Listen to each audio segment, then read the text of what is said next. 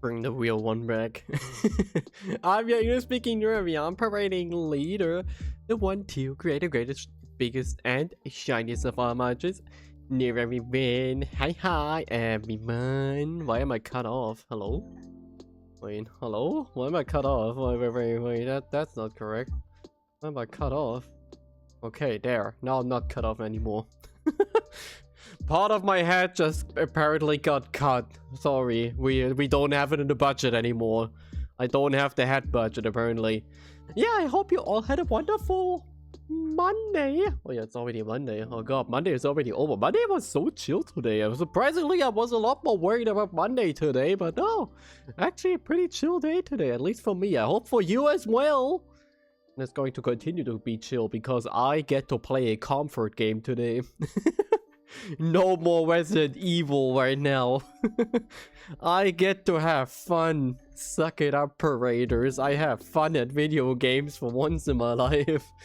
Before we go back to Resident Evil later this week. And yeah, because today we're playing Borderlands 4, a game that I'm pleasantly surprised by. I really pushed it out to not play the game. I originally wanted to wait till the game is down to €15 on sale or something, but I got it on €30 now, which, you know, fair enough. And I'm really pleasantly surprised. In the past, you know, there was Borderlands 3, which was one of the greatest disappointments I've ever suffered through. I know, I have it hard. One of the greatest disappointments I've been through in my life is the release of Borderlands 3. I still remember playing Borderlands 3. On release, I stayed awake for the game to release. I played it right on the release day, right on the release hour. And I was so disappointed. Well, I mean, my first one, I guess, there was still the excitement of, oh my god, it's a new Borderlands game. But that quickly disappeared. And yeah, then I was like, Borderlands 3 is kind of shit. And then everyone was like, oh my god, Borderlands 3 is kind of shit.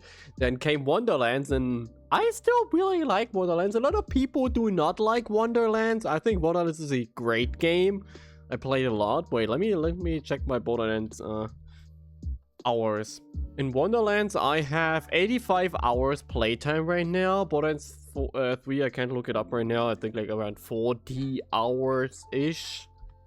And Borderlands 2, which is my favorite Borderlands, I have almost 600 hours in. And Borderlands Pre-Sequel, which is my second favorite Borderlands, I have 306 hours in.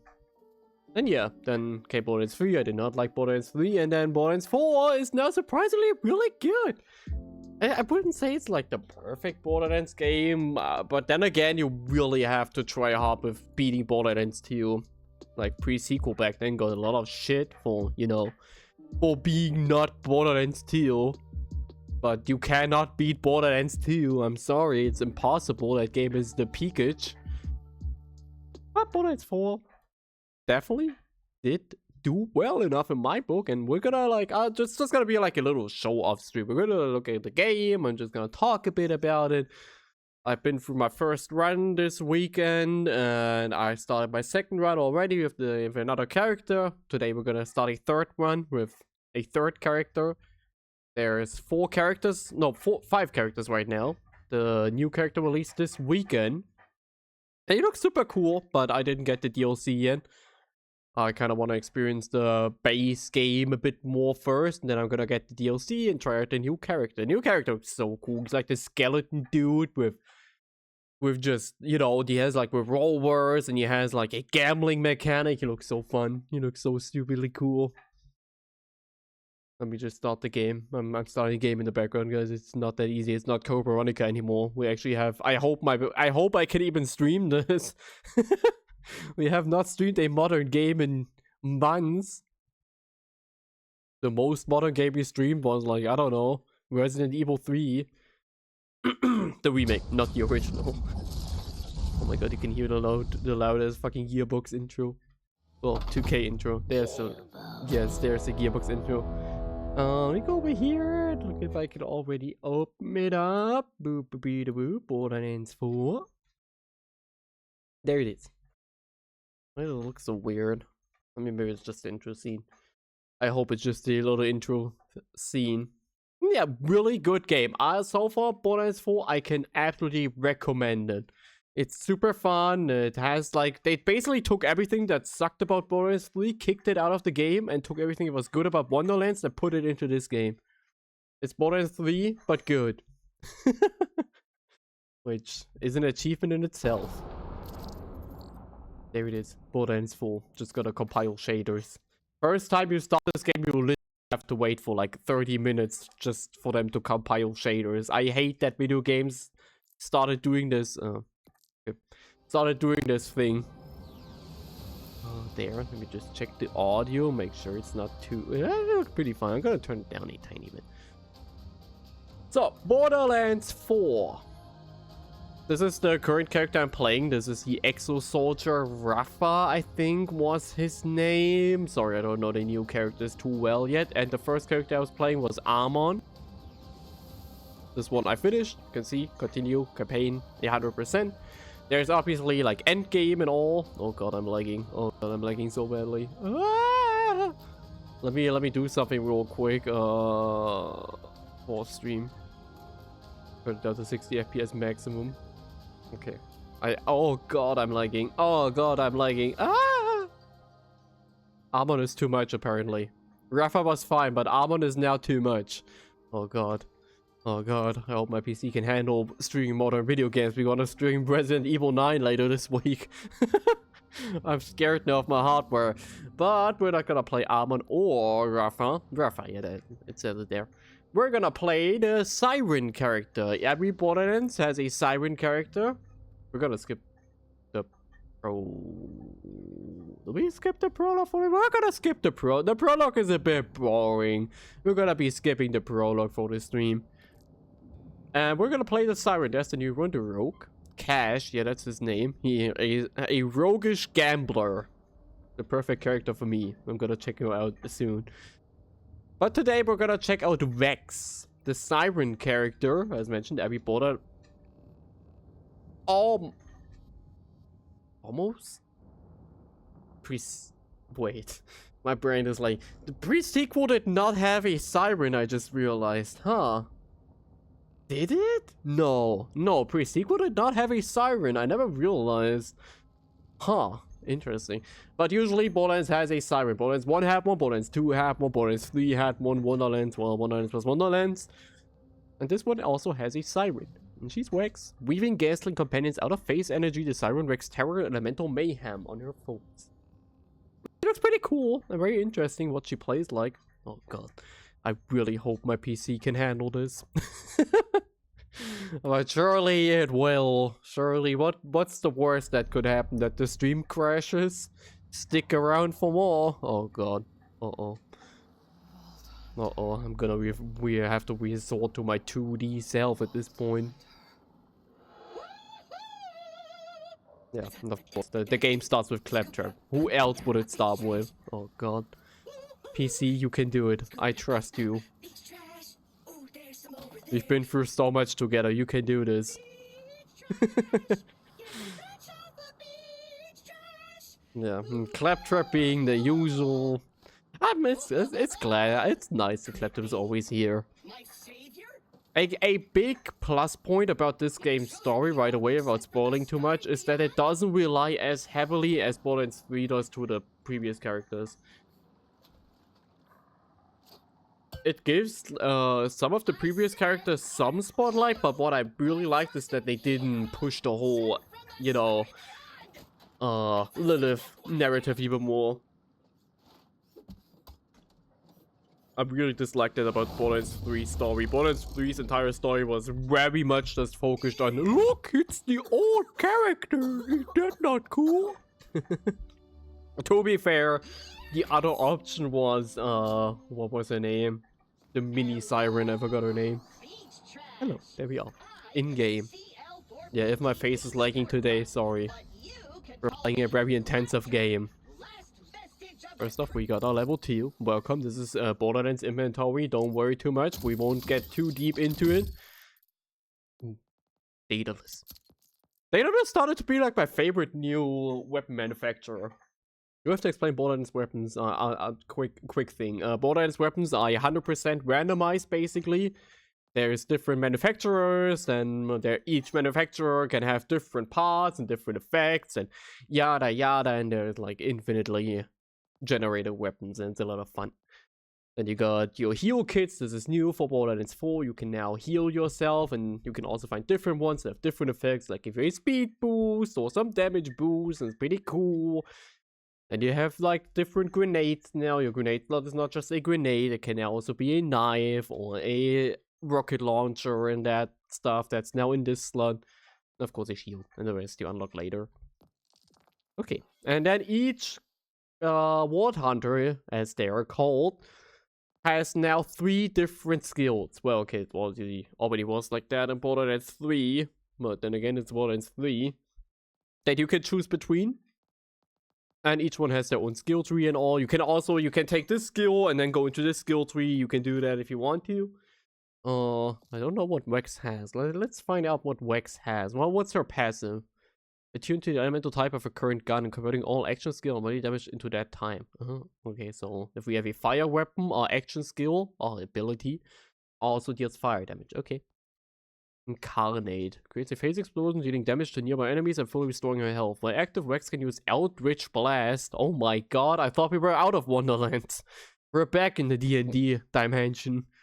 And against increased movement speed, Eldritch Blast. Press F to fire an Eldritch Blast from her offhand, dealing damage to nearby enemies on impact. Dealing gun damage reduces Eldritch Blast cooldown. Okay.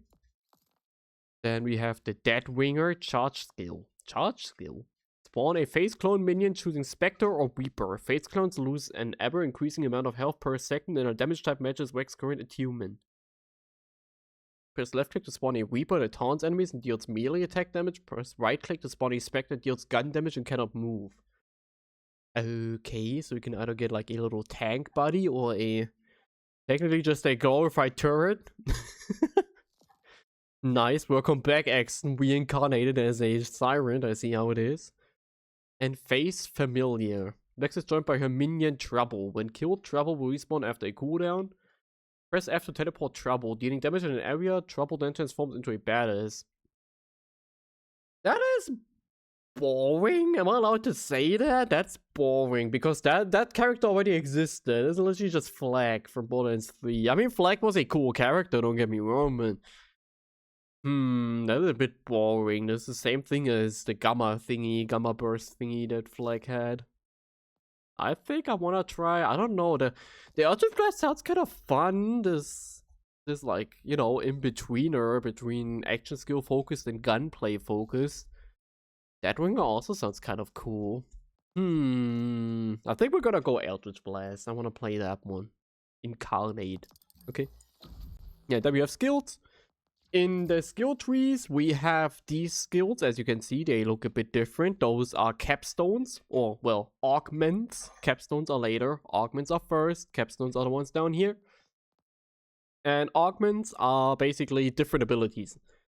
For instance, we have this Eldritch Blast that I read about. Sorry. And there, for instance, we can get Geist Wave. Instead of causing a phase explosion, Vex launches a Geist Wave. So when we press F, we create a phase explosion. This one instead makes a Geist Wave, which deals ordnance damage. That's our grenade damage, basically. And increased damage for a duration. Okay. Energy Vampire deals status effect damage to nearby enemies over time and gets overshield for each enemy affected. Okay, everyone, Incarnate is active for granted. Is that just active the entire time?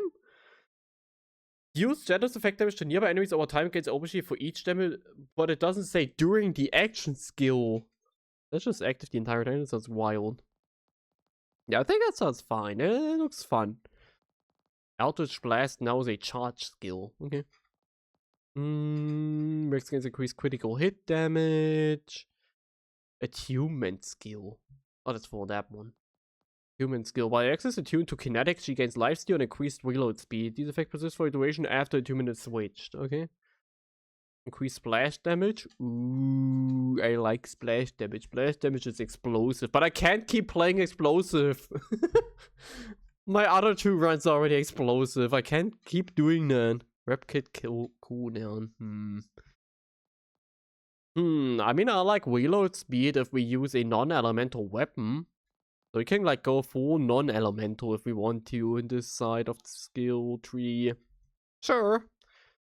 So far I only played elemental stuff, so why not play non-elemental? Okay. Resistance. So So yeah, kinetic is non-elemental damage. You have different elements like fire, shield, and radiation. Those are good against specific enemy types.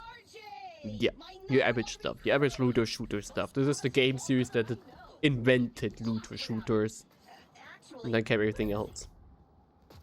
It's still my favorite. I really, really, really like Borderlands. I can't stress this enough how much I love Borderlands. I think in recent years they had a couple more L's than usual. I did not watch the Borderlands movie, for instance, despite being a big Borderlands fan. Sorry, I'm talking over him, but it's just ᵃᵃᵃ. Ignore him. He's talking. He's always talking. That's his entire shtick. And yeah, I just love Borderlands. I was a huge Gearbox fan for a while, but then they kind of lost me on it. Like Battleborn and all that stuff. I was all into Gearbox things. Bulletstorm. Even like Duke. I even played. Did I ever finish Duke Nukem Forever? I don't think I did. Can you blame me? Can you blame me for not finishing Duke Nukem Forever? Let me take some hot dogs. That are actually batteries. Those are batteries, bud.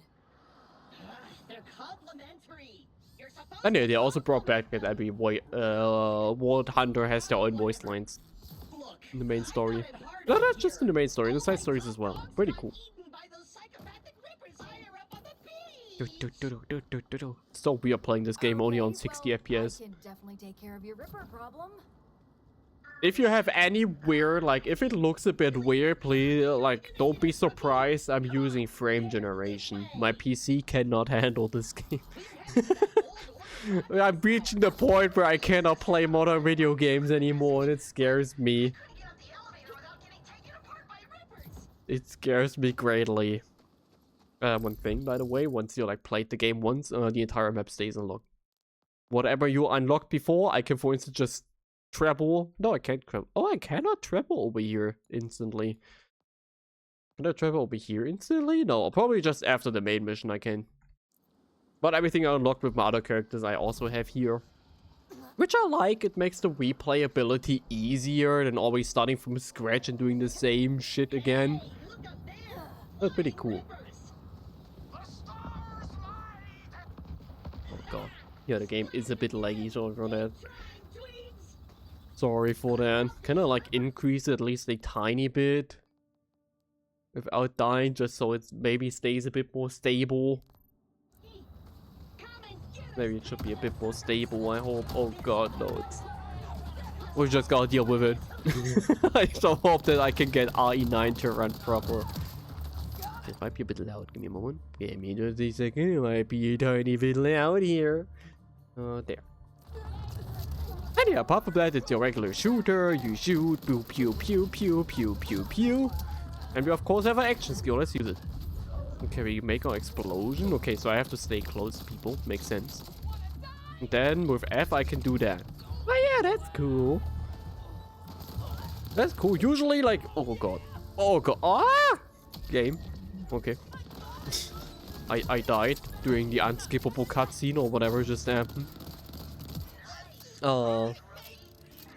Where was I? Oh yeah, usually the game has the action skills in a very cool way where you can either play actively with the action skill, have the action skill as a more of a support skill, or have this hybrid. Right now, for instance, we play the hybrid. The more active one, I would assume, is the doppelganger skill that she has. And the more inactive one is the one with the pet. And it's pretty cool, you kind of have something for everyone. Like on my first one, I played with a shield, like a more tanky skill. It in itself did not do a lot for combat, but it shielded me. Those are kind of my go-to skills nowadays. The more passive ones. Because I like focusing on the guns, at least for now. In the future, when I like, you know, when I saw a bit more of the gunplay of this game, then I can see myself using like melee characters. But right now I like the more passive thing. Or like we're playing right now, the hybrid one. Where you can go choo and we can use our gun, but I can also go choo. And that's cool. It's also active decently long. These badass manglers are absolutely wild, by the way. I hate them. They're just. I don't know if this is supposed how the AI is supposed to work. The AI, whoa, I can't talk today. The AI of this game can be a bit weird sometimes. I feel like that kind of needs some work. Maybe it's intentional, but sometimes you just have the AI just sitting around in some corner instead of actually attacking you. Oh no. Oh no. That's gonna hurt. Okay. It's a bit weird sometimes. Makes like you have some areas where you have to clear all of the enemies in the area. And there tends to be a bit awkward.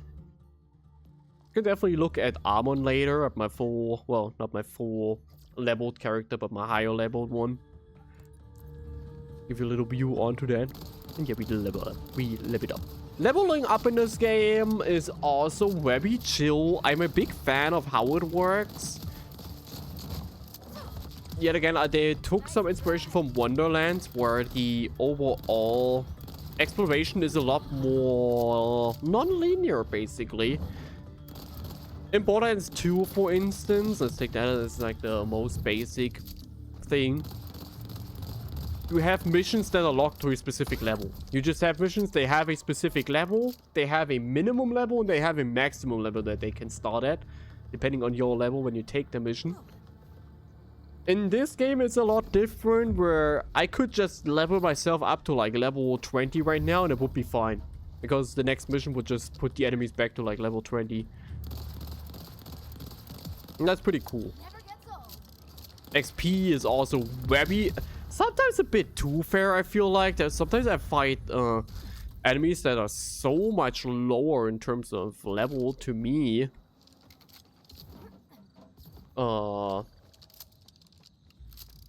But I still get the XP for it as if they were a normal enemy. Like on level. And then I fight like higher leveled enemies and they give barely any more XP than the same leveled ones. A bit odd. But I don't mind it too much. It's barely noticeable. And what else can I say? Oh yeah, I just did that casually. The dataless weapons that we're using, you can't see it because I'm in front of them, but I barely have any pistol ammo left. But I can just switch it over to use SMG ammo. Pretty cool. Hi, said Eddie. Welcome to Borderlands. To Borderlands 4, the game that pleasantly surprised me.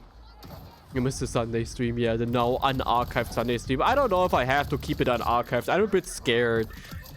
Since YouTube told me mid-stream to be like, hey, watch out, you're showing someone else's video. Like, other reaction streamers do that. Leave me alone. Other reaction streamers do that, YouTube.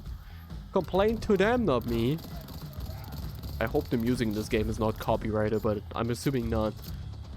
Super good. I love Borderlands 4 so far. It's not my favorite Borderlands, but I would put it in the top 4. I think it's great, Nura. Good fucking job. You would put Borderlands 4 in your top 4 Borderlands games. Crazy. What's next? You're putting Resident Evil 4 in your top 9 Resident Evil games? Crazy. But I mean, there's more, but there's 5 Borderlands games, okay? There's 5. There's 1, 2, 3 sequel. No, that's, yeah, there is 5. No, that's correct. Yeah, my favorite is still 2. 2, then pre-sequel, then Wonderlands, then Borderlands 4, then Borderlands 1, and then finally Borderlands 3 at the very bottom with a healthy distance between itself and the rest. But I was, like, I really skipped out on this game because I was just so disappointed by Borderlands 3. And Borderlands 4 looked like Borderlands... I mean, it looks exactly like Borderlands 3. So, like, they, like, did barely anything. They just added, like, 4 new characters into Borderlands 3. I didn't really like Borderlands 3. But this plays so much smoother and more fun. And I like it so much. Just mention I already have my first run completed with my first character. And super long game as well. I mean, now that I know and already have some stuff unlocked, I think you can play it a bit faster. But my first run from start to finish was around about 21 hours. On my first character. Can you like...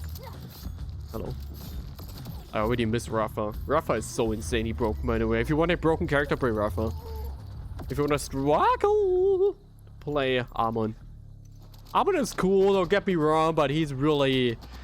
He's the tank character. You realize that. And Rafa is just the... What's his name? ᴂᵉ from this game. And ᴂᵉ in pre-sequel is fucking busted. I'm playing a bit slower right now, by the way. Usually I would already be like zipping through here and killing 30 more enemies and farming my XP. Yeah, absolutely. I even don't know, no?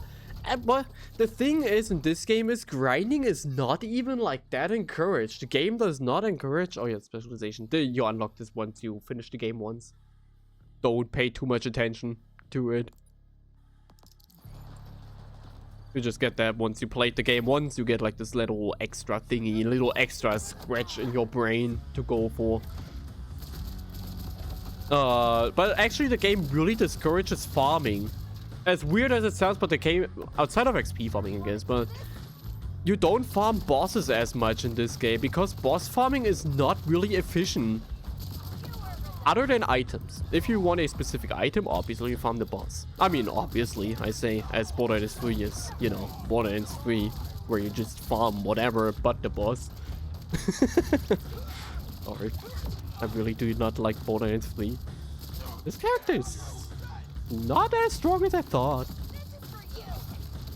Yeah, it's fine, I guess. I thought she was a bit stronger. But bosses don't give any XP is what I'm getting at. You can do a boss and he gives around about 1,800 XP. And per enemy later in the game you get 200 XP per enemy. It's really not worth going for bosses. Unless you really want their dedicated item. Which obviously sometimes you want, like some class mods. It's legendary class mods are super cool because they're always they always drop from the main bosses in the game, which I like. I like the you know, the very, how do you put it, it just makes sense, you know, that the main bosses of the game drop you the coolest loot, or like the most unique loot, which in my opinion class mods are, especially legendary class mods. They're not as crazy as they were in Borderlands 3. But then again, at least they don't have to carry the game like in Borderlands 3. Borderlands 3 was carried by the legendary class mods. The regular skill trees were piss boring and did absolutely nothing. And you had a legendary class mod that just, I don't know, did like 50 things and made your character play entirely differently. Which in this game you don't need to have the legendary class mods for that anymore. The regular character skills are doing well enough in that. There's so many ways to play. I'm still not the biggest fan of the new system. I think it's not as cool as in pre-sequel, for instance. Pre-sequel still has the cooler skill system. This was our first boss, by the way. Should mention that. But it's still very cool because you got all of these different sub-skills that really work as sub-skills. It's not like in Borderlands 3 where these augments were like, your skill now makes fucking shock damage. Ooh. Your skill now does an explosion. Ooh. Now here it's more like Moe's. Moe's in Borderlands 3 I never really complained about. She's actually really cool in there. Where every single augment here is completely changing your action skill. You don't have one action skill, you have 1, 2, 3, 4, 5, 6. You have 6 action skills essentially. And then you can always spice it up some more with these skills.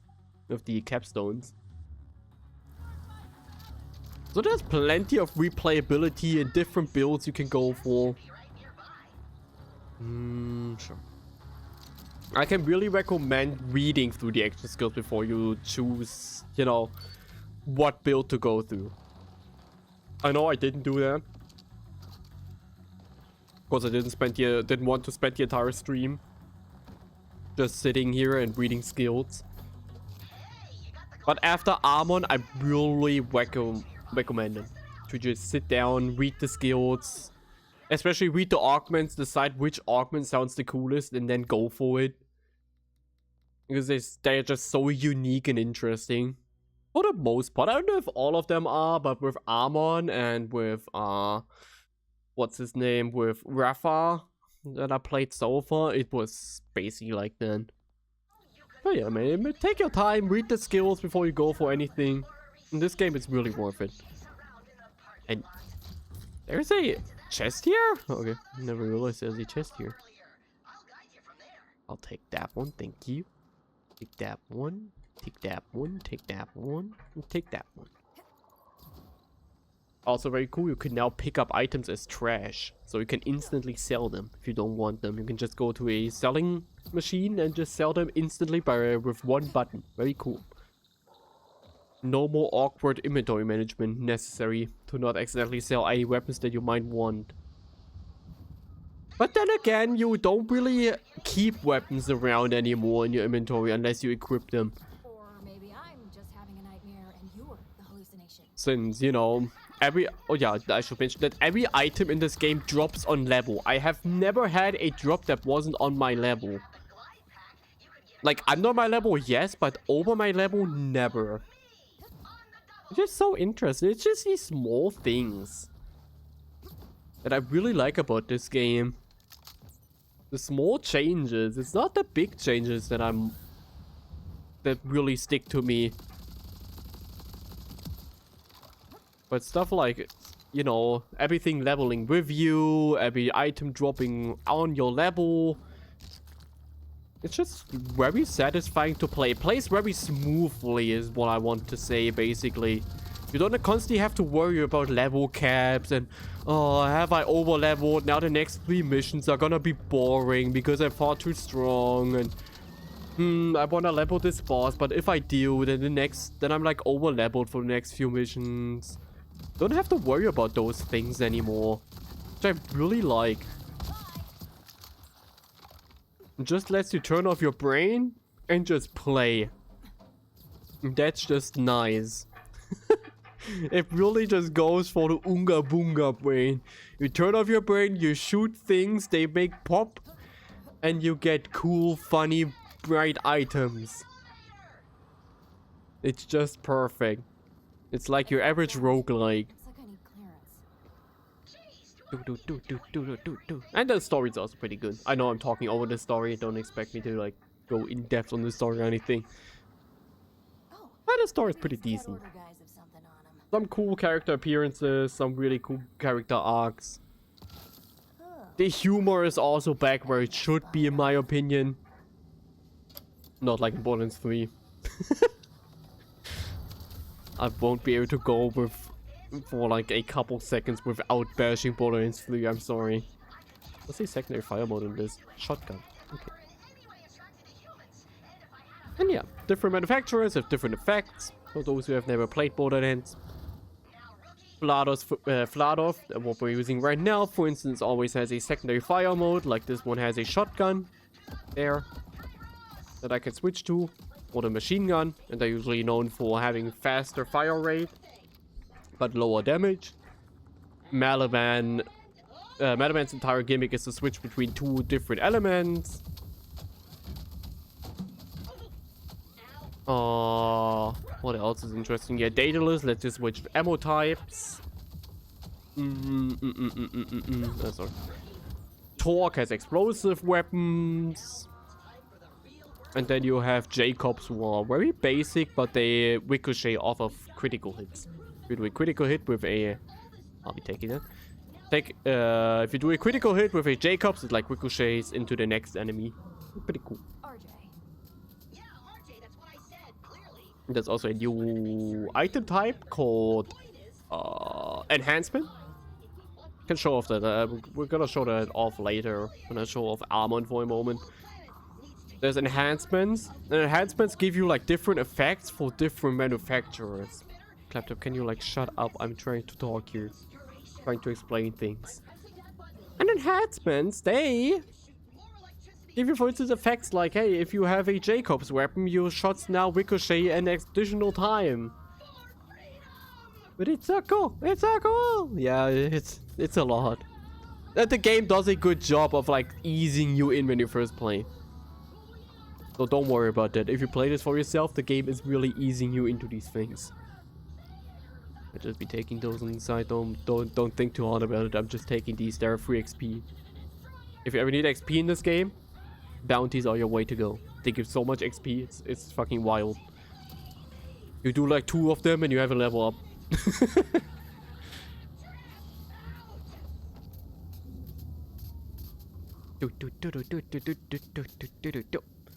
Yeah, very cool game. I love Borderlands. Borderlands is so cool. Borderlands is so cool. If it was like more interesting, I would definitely play the Borderlands franchise on the channel, but I don't know. I think I talk too much for playing Borderlands on stream, as you can realize. Me and the game doesn't work too well together because the game is trying to constantly tell me things, but I'm trying to tell you guys constantly things. So we're clashing infinitely. It's the one thing that I still wish Borderlands had, just in a skip dialogue function.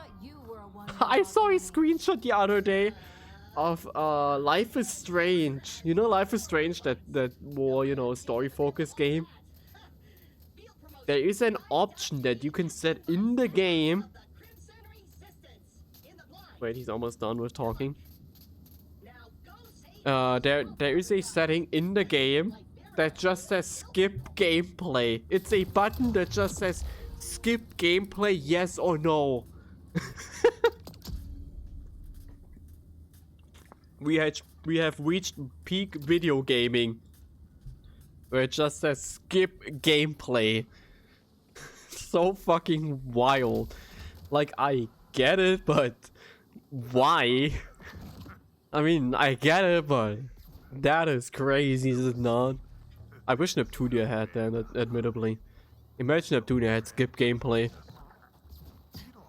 Technically, I could cheat, by the way, and I could just do this and teleport over here. Where is it? Over here. Because I have it unlocked. Can I teleport everywhere now? Never checked that on Rafa.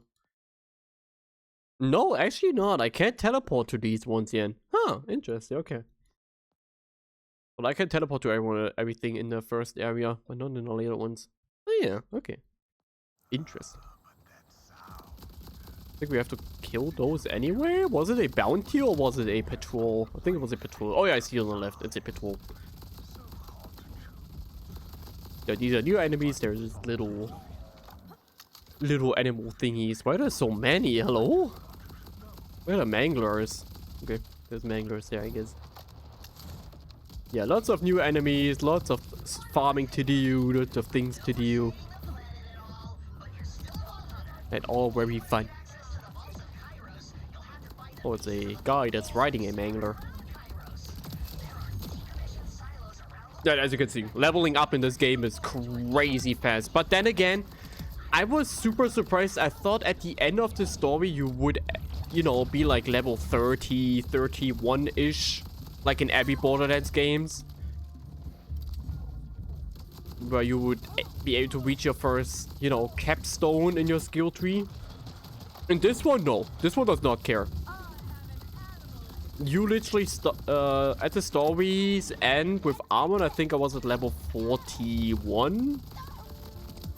Level 50 is the max level. Well, I think they increased it to level 60. But level 50 is the original max level. Which a biopit is a bit wild? Yeah, I still have a specialization point. Bit wild that you get so that you like have to level up that much. I was so, you know, I was wondering in the final area why I was I was constantly under leveled. Because I didn't want to over level. But, you know, apparently over leveling is really not a thing. Also, don't be surprised about the loot. Don't care too much about the loot. When you stop playing this game, you won't be getting purple drops. I don't understand how the loot system in this game works yet. But ever since I finished my first run and I started my second one, I got like more loot drops. Like bigger, not more, but like bigger loot drops. I understand how it works, but apparently there's some cross progression in that regard. Because the game just trusts you with more. With more information. I'm like, yeah, you know, white weapon rarity, that's boring. Here you go. Read all of these stats. Read your stats, player. Read it. And then just like, yeah, okay, sure. I guess I will. I like it. It's a very cool system just overall. Borderlands once again also kind of had it, but as a collectible, where you collect little dice in the map. Keep wanting to use my car, but I don't have my car yet. Where you collect little dice and that increases your loot drop chance. Does it have to rain? This is like Minecraft. Raining takes even more of my CPU. Oh god.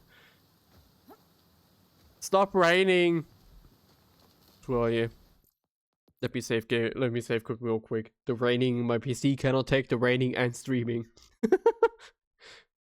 It's too much. It's too much. Don't do it. It's just like in Minecraft, but I don't have the commands. Make it stop. Why is everyone writing to me? I cannot read right now. I'm playing video games. People, it's important. But yeah, so I hope you had a wonderful Monday. I forgot to say that. I hope you had a wonderful Monday. Down there. Let me just go there real quick. Yeah. I can show you the cool thing. Look. This is your cool thing. You can go up here with your grapple hook. And then you can go over here. Wherever it was. Should be over here, I think. Should have probably marked it beforehand, but it's fine. I think I can find it. Fine enough? That doesn't sound fine. Why only fine enough? Why not better? What's going on? What happened? Tell your parading leader. What has happened? Okay, let me just see. These missions are always a bit an itty bitty bit awkward. Usually I don't take these bounties, but I want the XP. Okay, no. You have this thing there on the right and you have to find the object through it. It's a bit annoying, but it's fine. Probably down here. Somewhere.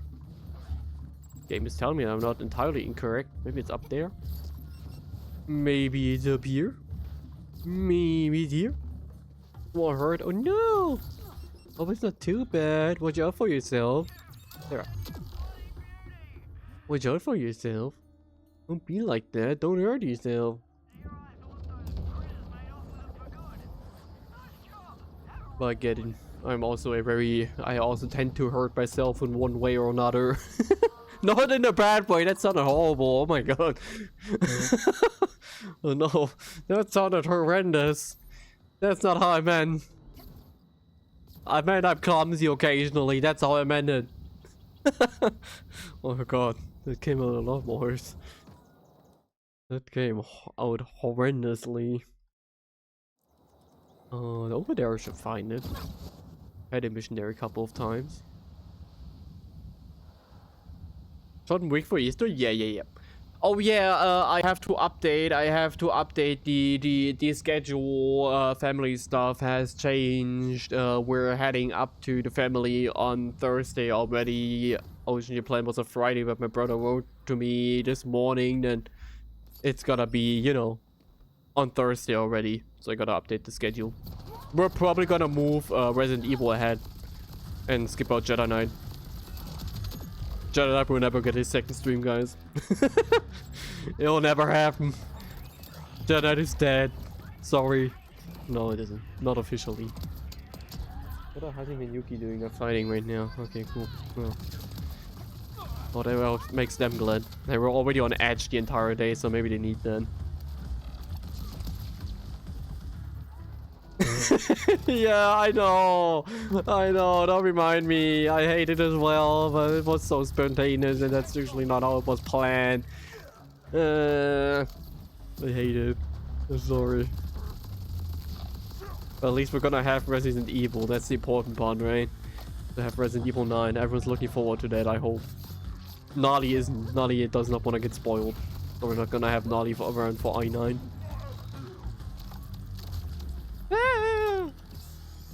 But I'm hyped for I9. I already been spoiled to death and back about I9. It's a tragedy. I don't know anything about the story. I managed to avoid spoilers about the story, but I know characters that appear in there, which makes me very sad. I don't know that there is certain characters and certain enemies in the game, and it is what it is. Yeah, now we get our first augment. So either we can get the Geist Wave that already you read about, where instead of the explosion we now send out a Geist Wave, or Energy Vampire.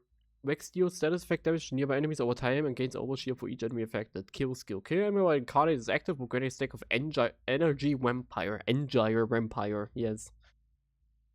Increases status effect damage. Stacks are lost when incarnate. Well, we don't want to go for status effects. We want to go for kinetic damage. So, no status damage. So, I guess we have to go for Geist Wave for now. Don't know anything yet. Don't know yet if I spoil myself with stream. Then again, I don't care too much. Yeah, I mean, do whatever you feel bad. You feel like it's the proper thing for yourself. I accept it all. I'm not judging Gnarly for not appearing. Gnarly's not watching my stream. No, that's totally okay. Yeah, it is totally fine. I get it. I also did watch Zombie stream about Resident Evil, so that is totally fair. But once I got through Resident Evil, I can finally watch Zombie stream. That's how it goes. I'm very hyped for the game. I'm curious how it will be. I mean, everyone is glazing the game to hell and back, so I'm assuming it's good. But people also glaze Resident Evil 4. The eternal hot take that Nuraririn has. The eternal parading hot take of Resident Evil 4 being mid. I did update my backlog today. I barely update my backlog, but I don't know, felt like updating it today. I mean, I didn't have too many new games, just updated it with Borderlands 4 and with Resident Evil ᵂᵉᵜᵒᵐᵉ. And you know my opinion about ᵂᵉᵜᵒᵒᵉ. You know my opinion about ᵂᵉᵜᵒᵒᵉ. I've watched a lot of weird Resident Evil videos as well. I've watched one about... Oh yeah, we have the Geist Wave now. Oh yeah, I forgot. What was that? What did I just see? I don't know.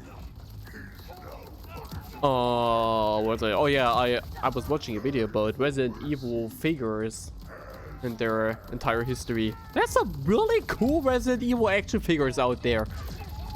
There's like Tyrant figures and stuff, and they look so cool. There's a transforming Birkin figure. There's like different parts for Birkin. That one's pretty cool. And like a collectible figure where in the end, when you have the entire series, you get to build your own nemesis. Also pretty cool. These builder figures or whatever they're called. XP, FPS. That's what I'm playing right now. Here. Yeah, this is what I've been doing the past days when I wasn't streaming. I've just been playing Borderlands the entire time. Constantly, on and off. I love Warframe. Then your Warframe is out. Did you see what did I post it on Blue Sky? I think I posted on Blue Sky. I put you guys in the game. I still have to put myself in the game now. Borderlands has a new character, a new Warframe that came out. Where he's it's basically a painter Warframe. And you can paint your own abilities. You can paint your own abilities, how they look. So I now have a Parader ability. So it's really just for the menu wheel for the ability, but it's so cool. And you only have different shapes and stuff, so you have to make do. But luckily, you guys are really easy to do with some simple shapes. All you need is some roundings and a square, and then you have a Parader. So simple. Oh yeah, one of the antagonists, Idolator's soul. We might actually get to fight him today. We might get that far. If I play a bit faster, we can get there.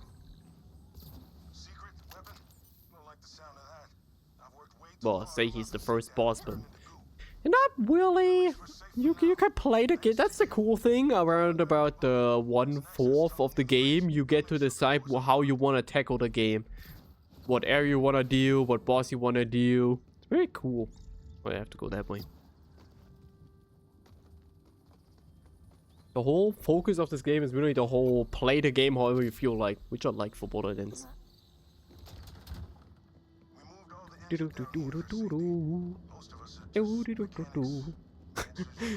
I can't with Twitter right now, by the way.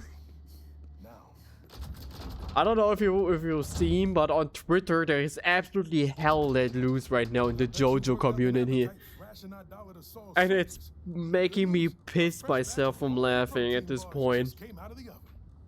I open Twitter and I just see a post by Netflix on my Twitter account. And I know for a matter of fact I'm gonna press that tweet. And there's gonna be a bunch of JoJo analog horror posts under it. It was so real. Everyone is making JoJo analog horror. I don't know if you saw the images. It's so it's so surreal of a JoJo meme era. Wait, let me pull them up.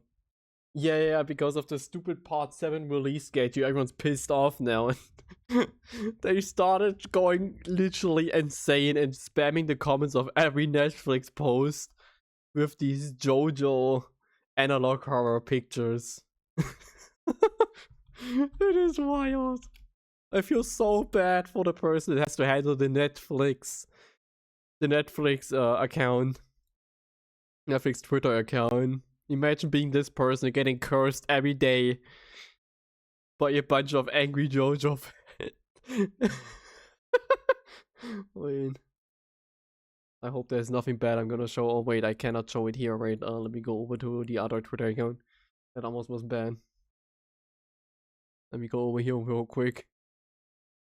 It is so funny. Like, I immediately just know, I see that, I know, okay. YouTube is showing me this Netflix post because of the entire JoJo things going under it. Going on underneath the post. It's so real.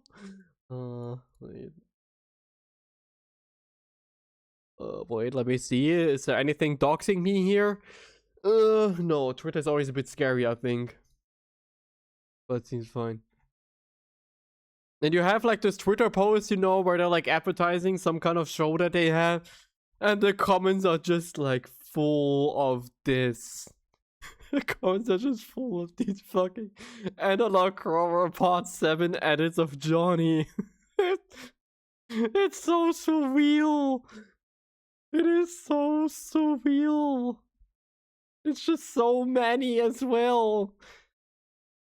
I'm really curious how long this is going to go on for. I wonder how much stamina they have to keep this on. It's just so funny. And welcome to the Crimson Resistance, I guess. Happy to join. The outbound has started. I always just have to like giggle whenever I open Twitter and I just see a Netflix post and I know it's there for a reason. I mean, it is just fucked up. I don't know. I luckily, I was hyped for Part 7 anime, obviously. I mean, I love JoJo. But I already read JoJo Part 7, luckily, years ago. And I was like, yeah, I'm gonna watch it once it's like out all the way and I'm gonna like binge it. And I'm so happy that I did. I'm so happy that I was just binging, that I was planning to binge it. And just get to watch the chaos going on now. It's just, they hyped it up like crazy. Like, oh my god, guys, Part 7. Holy shit, you can watch it now. Get your Netflix subscription right now. Just for them to go like, you know, yeah, that was episode 1. Good, if you're on episode 2 coming up. I don't fucking know. Later this year sometime. Good luck. See you later. Help you cover more ground. Yeah, it's totally. Just watch it once it's all out. He's holed up in the Order Surveillance Center. You have to put Digimon Beat Break on your backlog, by the way, guys. Put Digimon Beat Break in there. Digimon Beat Break is so insanely good. Episode 24, I think it was this weekend. Insane episode. Holy shit. I love that Digimon invented a way for them to kill characters without really counting as killing. We're now gonna show how this character gets stabbed brutally on screen, but it's not brutal because, look, they're only getting frozen. It's only a little magical thing. They're not actually getting stabbed and dying. It's just, looky look, they're just getting their energy sucked out. Nothing bad, guys. All good. They're fine. Just ignore how brutal it looks. Oh, whoops. I forgot to press the wrong button. It's so crazy. Oh yeah, we have a car now. Ta-da. We unlocked the car now. The car is also very cool because you can just summon it on the go. Very nice, very convenient. Yet again, another thing about Borderlands that they did not have to change, but they did it, and I love that they did. And you keep your action skill active even if you go in the car. It's not like the past games where your action skill just goes whoosh. Just because you entered a car.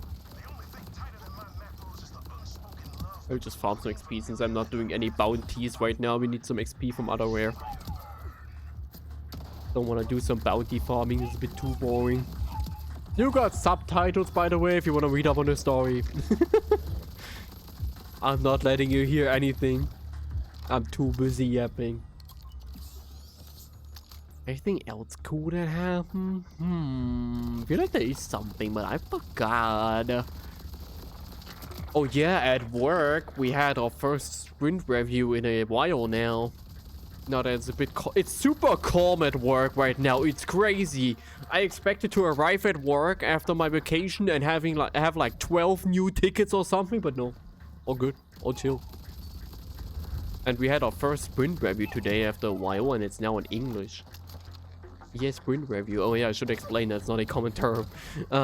In programming, you usually have a sprints, which means you decide on tasks that you tasks. I hate that word. That you do for the next like 2 weeks usually, and then at the end you have a sprint review where you like show off what you did the 2 weeks.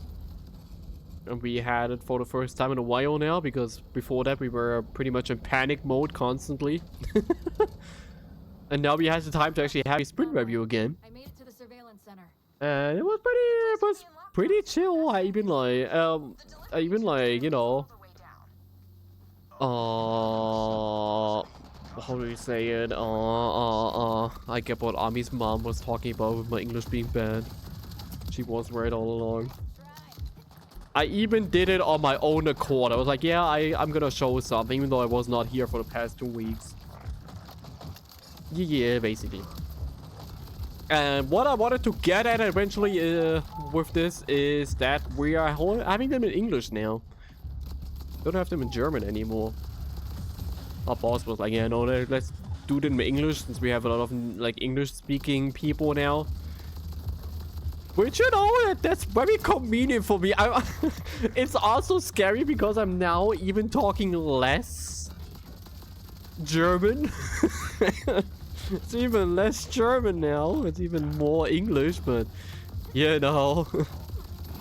When I'm talking English, I'm at least like more confident thanks to my brain automatically going into streamer mode.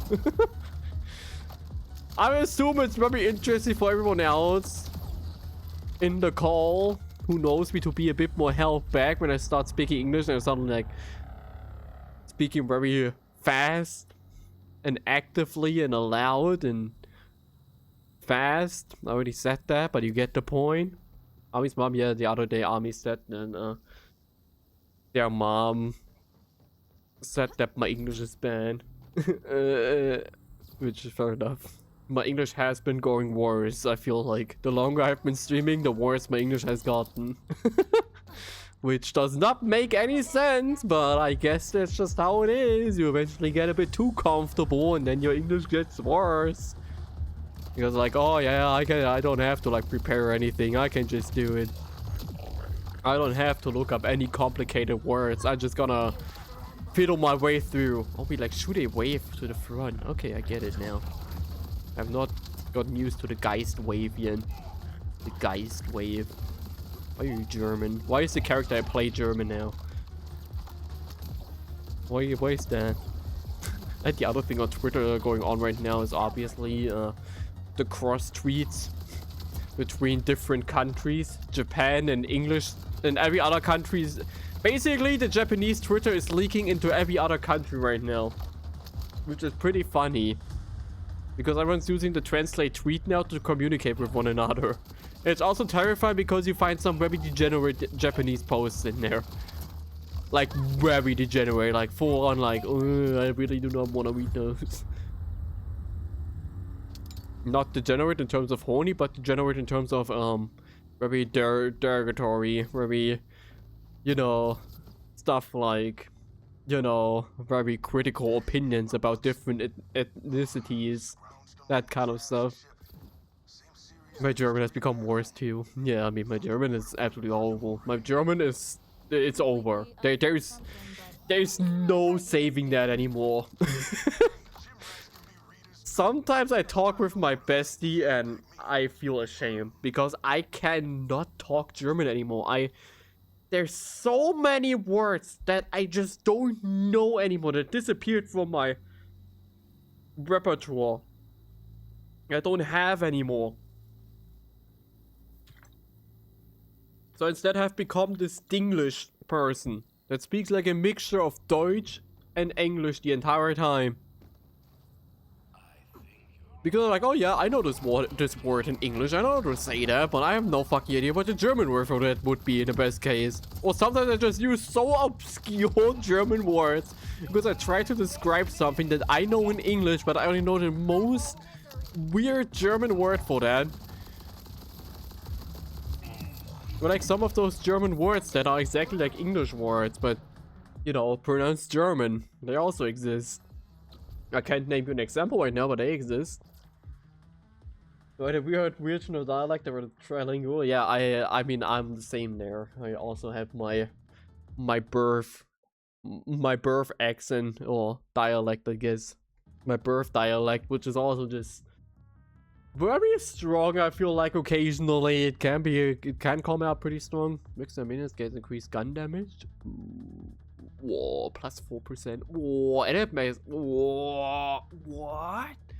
12% on level 1 and it has 5 levels? That's wild. Use a rep kit, cheater minions gain increased movement speed and fire rate. Okay. Blood letter. Gun and skill, critical hits. Okay. I have a chance to apply bleed, causing kinetic status effect that kinetic status, huh? Okay. That is so interesting. Non-elemental effect damage. Okay. Oh, so this one status effect application chance and is considered a status effect. Increases status effect damage. Is it also affected by energy vampire? Increases status effect damage. Is affected by status effect application chance and it's itself considered a status effect. But is it also gaining status effect bonuses? Non-elemental damage. Okay. We have reached the point of all time. I don't know if this works. Let's just stick with the other one. It's more interesting anyway. We put some points here while we're here. Okay. That's some really cool stuff. I mean, I guess like Bleed is new. There was Athena in Borderlands pretty cool. Have you played any Borderlands games today? I feel like you and Steinazets would have played a Borderlands at this point. It's the co-op game of all time. If you have not, please do. Please play Borderlands. But I'm almost empty. I know you can't see it because my fat hat is, well, my fat entire everything is in front of it. A gift from me to you. Ah, that's how it works. Okay, cool. She reminds me of a Battleborn character. Could be a Battleborn character with the way she plays and all that. Like, this is a full-on Battleborn skill with the Eldritch Blast. I like that. I mean, there's Battleborn references in this game, which is crazy in my opinion. I mean, fair enough, it is a Gearbox game, but I feel like Gearbox would probably want to like shovel that down under the carpet as best as they could and never talk about Battleborn ever again. But apparently no, apparently they want to keep that. There's a thing that you can get that's called Oscar Mike. And it's basically the skill that Oscar Mike has in Battleborn. Did this Sure. start collecting dice because it's his name, or did he get the nickname because he collects them? No, we're currently getting sucked into automation games with ∃ That is fair. That is totally fair. I get that. I get that. I had that with my bestie as well with Minecraft once. Because, you know, the average Minecraft multiplayer mod experience. One person does the adventure things, the other one just sits at base and crafts. That's the experience that I also had. And usually when I play on my own, I hate crafting and I hate being the technique guy. But in mine, you know, when I was playing with my bestie, I had the most fun ever. Because I didn't have to do the mining. My issue with the whole crafting and technique stuff is the mining. And I didn't have to do it because my bestie wanted to do the mining. So I just stood there and I just got to craft and do my funny machines. No, I like that. That was very cool. The Factorio. Oh god. Yeah, I can imagine that. I mean, automation games are very satisfying. They're just always, I'm too min-maxy for that kind of game. Eventually, I just get bored because, not bored, but like overwhelmed. Like, I don't want to play anymore because I'm doing so much. I'm automating this, I'm automating that. I'm making sure everything is as perfect as it could be, and that it just gets too exhausting. That's kind of my problem with it. Like, especially like I myself have never played Factorio. Well, I can assume that that one is automation hell. I think I have someone in my friend list. Wait, let me check. I think a friend of my brother has like a huge amount of Factorio. Let me check real quick. Factorio. The game is 32 euros. Oh my god, hello?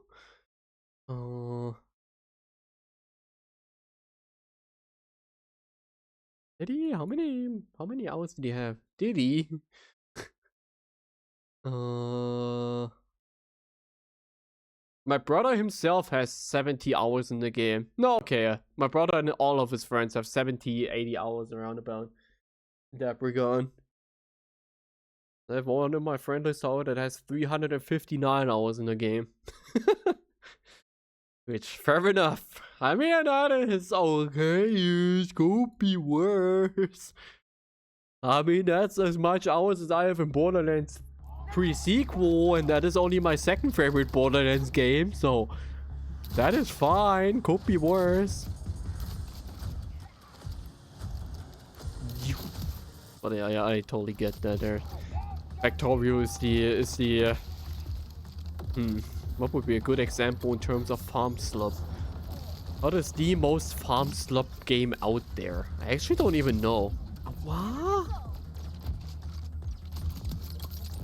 I don't even know what is the most farm slop game out there. Couldn't tell you. I wouldn't say ⴃ. ⴃ is not the most farm slop. ⴃ is a lot of farm slop, but not the most farm slop. Also, I got barreled by myself, which is cool. So far, the bleeding is not doing as much as I was hoping it to do. Maybe wait, we can see it only deals like 1 to 2 damage per tick. Let me take this and wanna know automation slop. It's just what it is. It's automation slop. Just how there's farm slop, there's automation slop. There's slop for everything. There's bullet hell slop. There's roguelike slop. There's Borderlands slop. Looter shooter slop, I guess. But like the looter shooter genre is, I think, one of the least explored genres out there. Maybe what do you have? You have like, oh, what's the name? Destiny, but Destiny is currently killing itself. Destiny is a good way to just end its career currently. Convenient enough. Slop is the new mid, and with new I mean 3 years old. Nah, I wouldn't say slop equally means mid. Slop just means it's a genre in my opinion. I only use it as an additional way to refer to a genre. Just as a game that really represents that genre, you know? Like, not something that's experimental with it, but just something that really embraces it. That's the slop. Like ᴂᵃቬᵃᵒᵐᵉ, for instance, is survival horror slop. It's just pure survival horror. There's nothing else in there. Like, no, not really. No, actually, you know, ᴂᵃቬᵃᵒ is a lot of other things. That's not a good example. I can't give you a good example right now. Binding of Isaac is just roguelike slop. It's only roguelike. But then again, Binding of Isaac is too old to be roguelike. So okay, I feel like it has to be new as well to be slop. I feel like old games can't be slop. It has to be a new one. But then again, doesn't a frequently updated game count as slop? Is Warframe still a farm slop? Or is Warframe just a farming game? The really important questions we have to answer out there.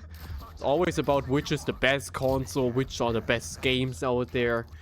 Can we just like start at the beginning and talk about which is slop and which is not slop?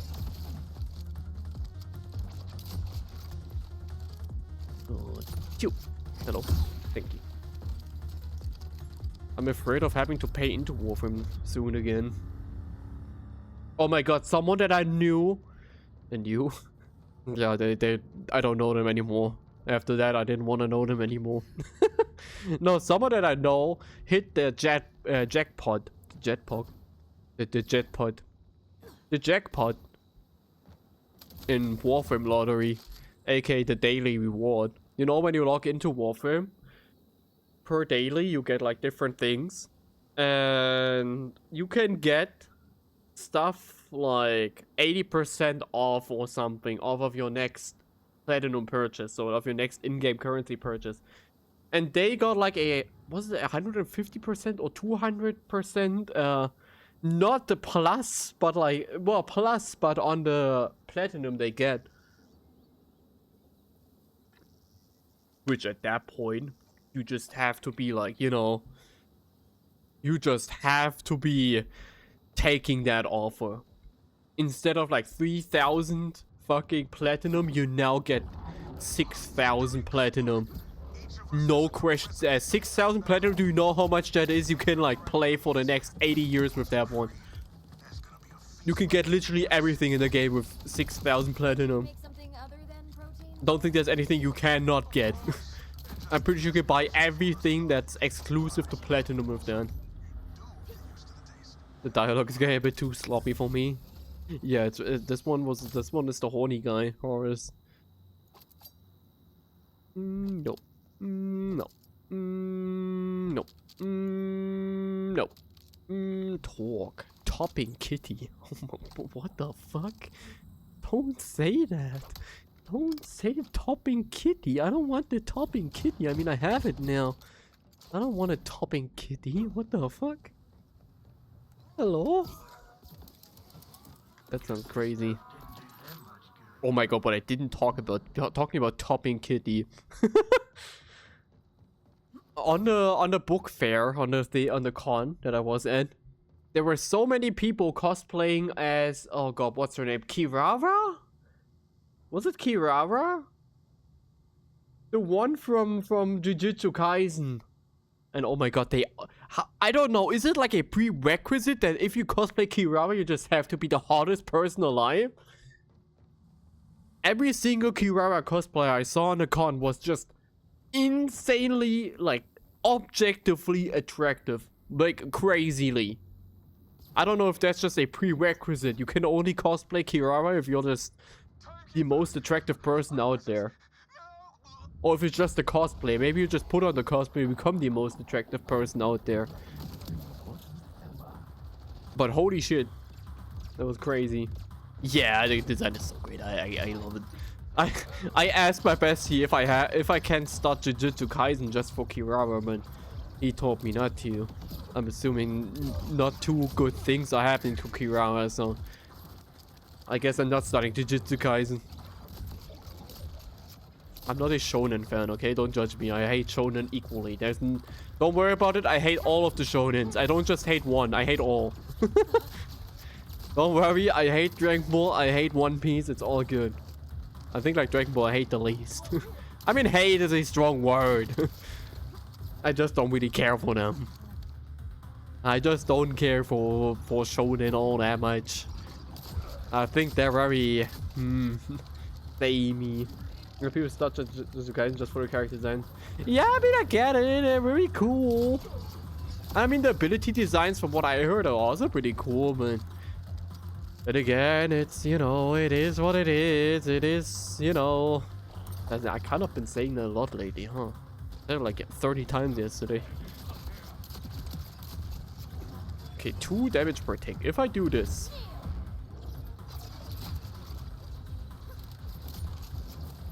Does that deal more damage? Well, I guess we have to first do this to get my stack. There, now I have my stack. How much damage do I do now? Well, I have to crit him to get it. I have to crit him. Hello? Because I cannot crit him.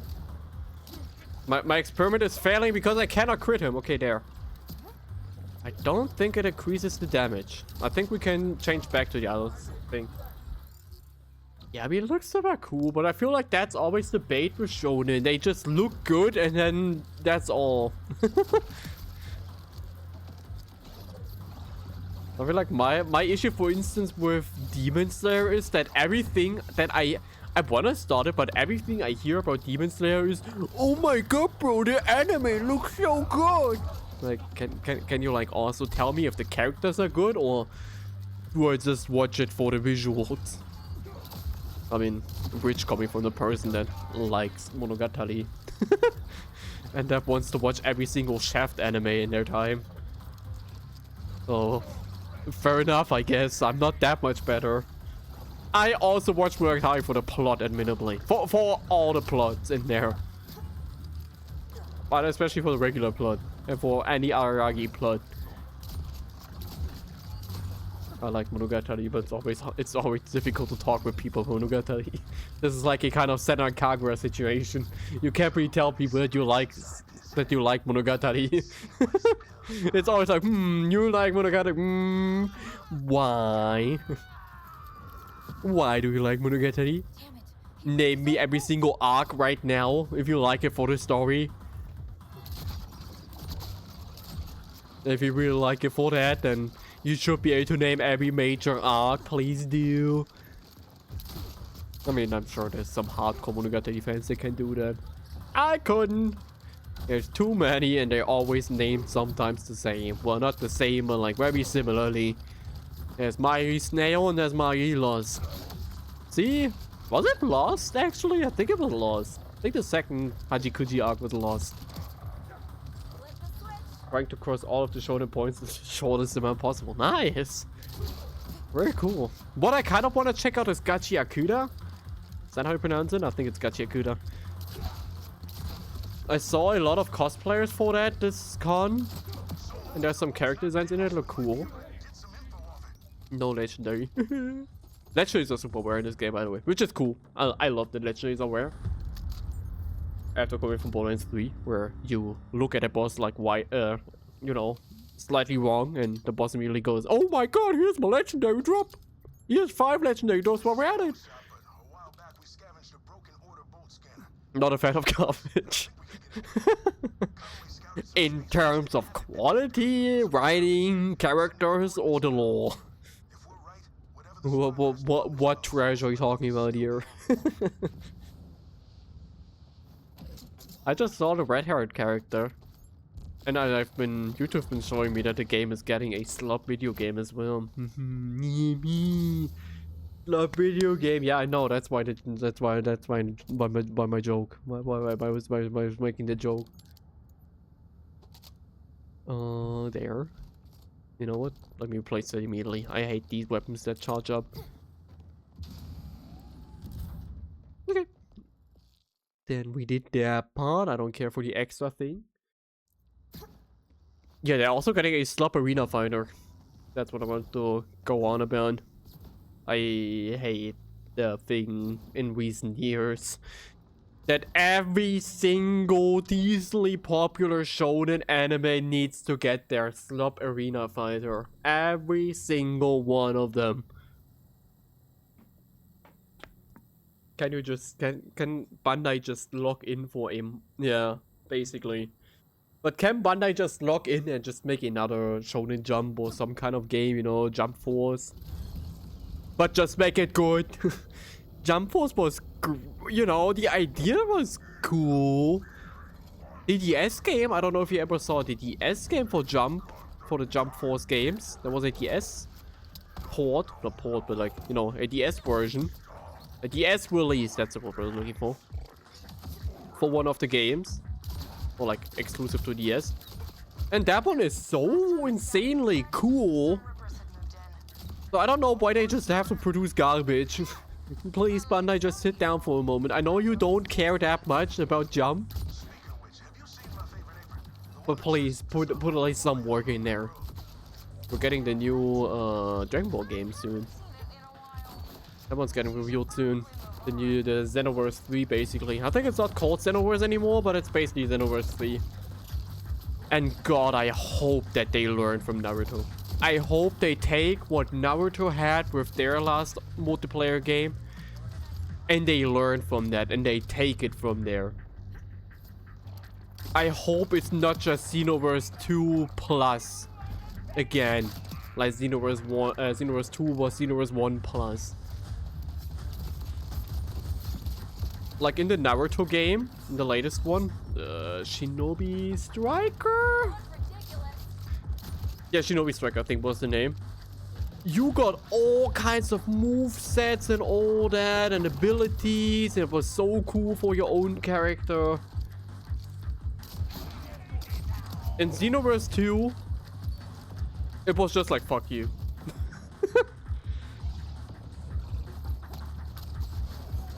Like, if you were not playing a Saiyan character, yeah, fuck you. You're not real.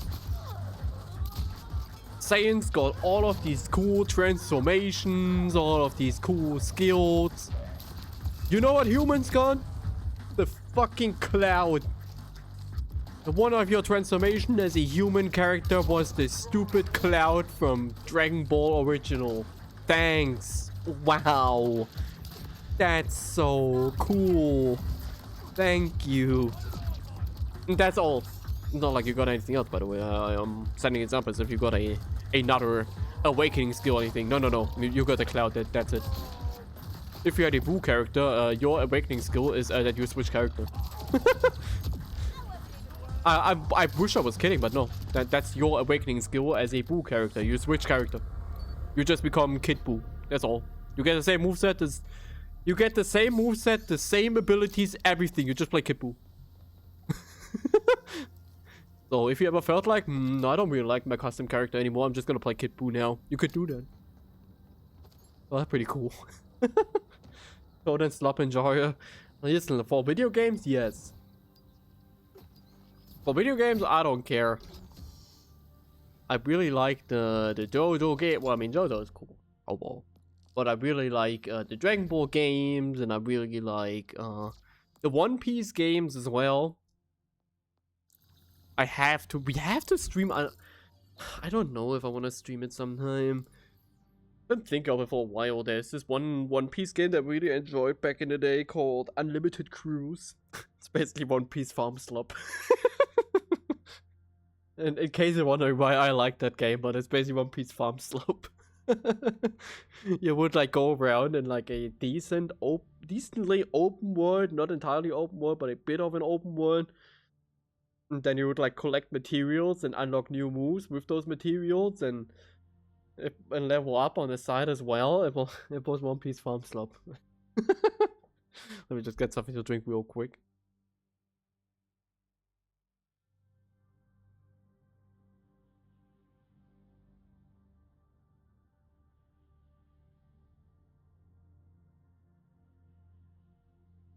Yeah, that was pretty cool. It also got like a 3DS release. That's what I played back in the day. So much.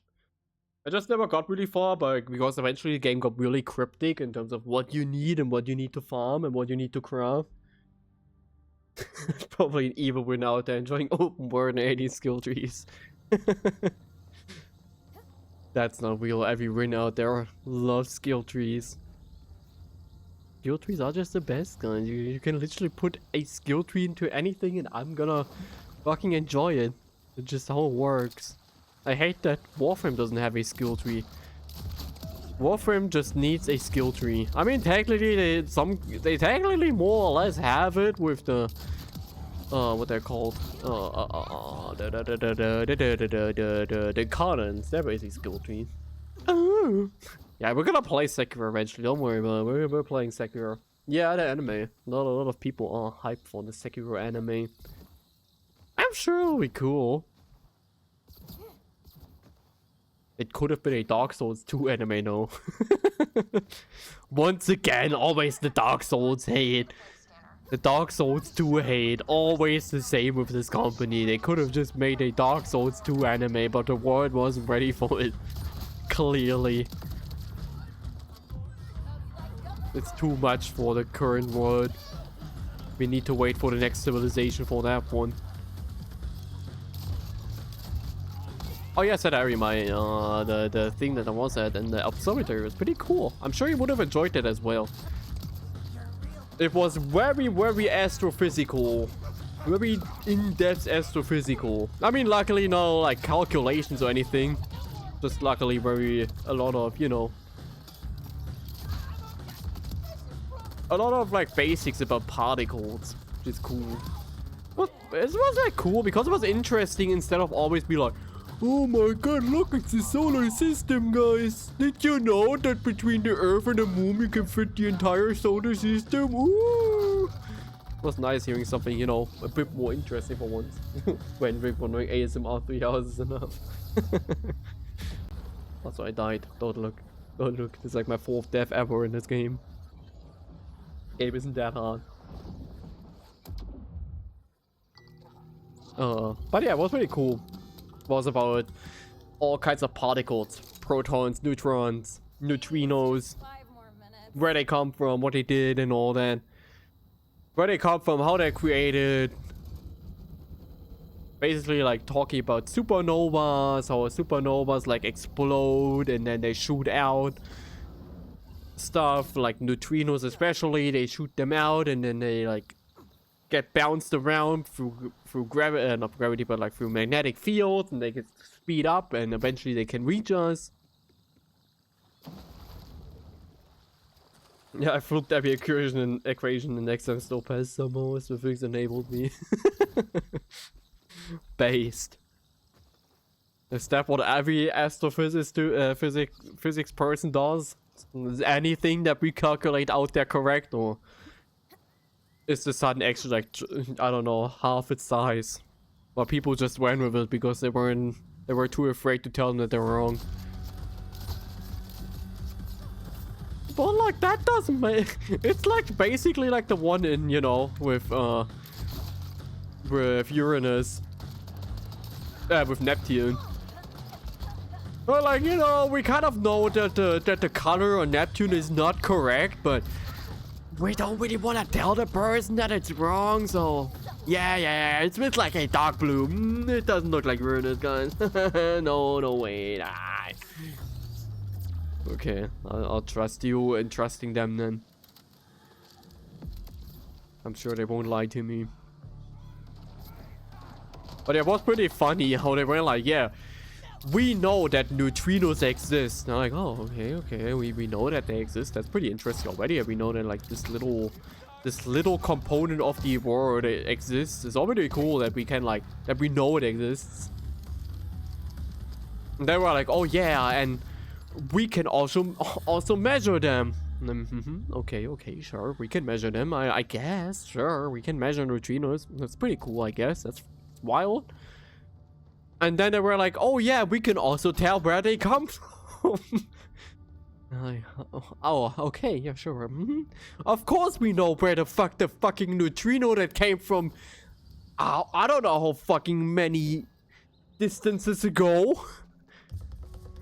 I'm glad that we just know that. That's very cool, but at least we don't know what the fuck is in the oceans, but we know that where the neutrino came from. That is fucked up. Humanity is fucked up for that. Well, like space, yeah, that's pretty cool. We know. Ocean? Nah, ocean, nah, we can't do that. We can tell this where this little fucking particle came from, but we don't fucking know what's down there. What the fuck, dude? Are we supposed to look down there? Nah. What? Nah. Did I tell you that we know what happened the first? I mean, I read about that before, I think, but like, what happened there? Did I really tell me? What happened? What happened in that time span? What's going on there? I mean, it's already fucked up enough that we know how the fuck the Earth was created. That's already fucked up. We just know how a planet came to be. We weren't there, but we know. Why do people even want a time machine at this point? We don't need a time machine. We are the time machine. I feel like someone has a time machine, but is not telling people.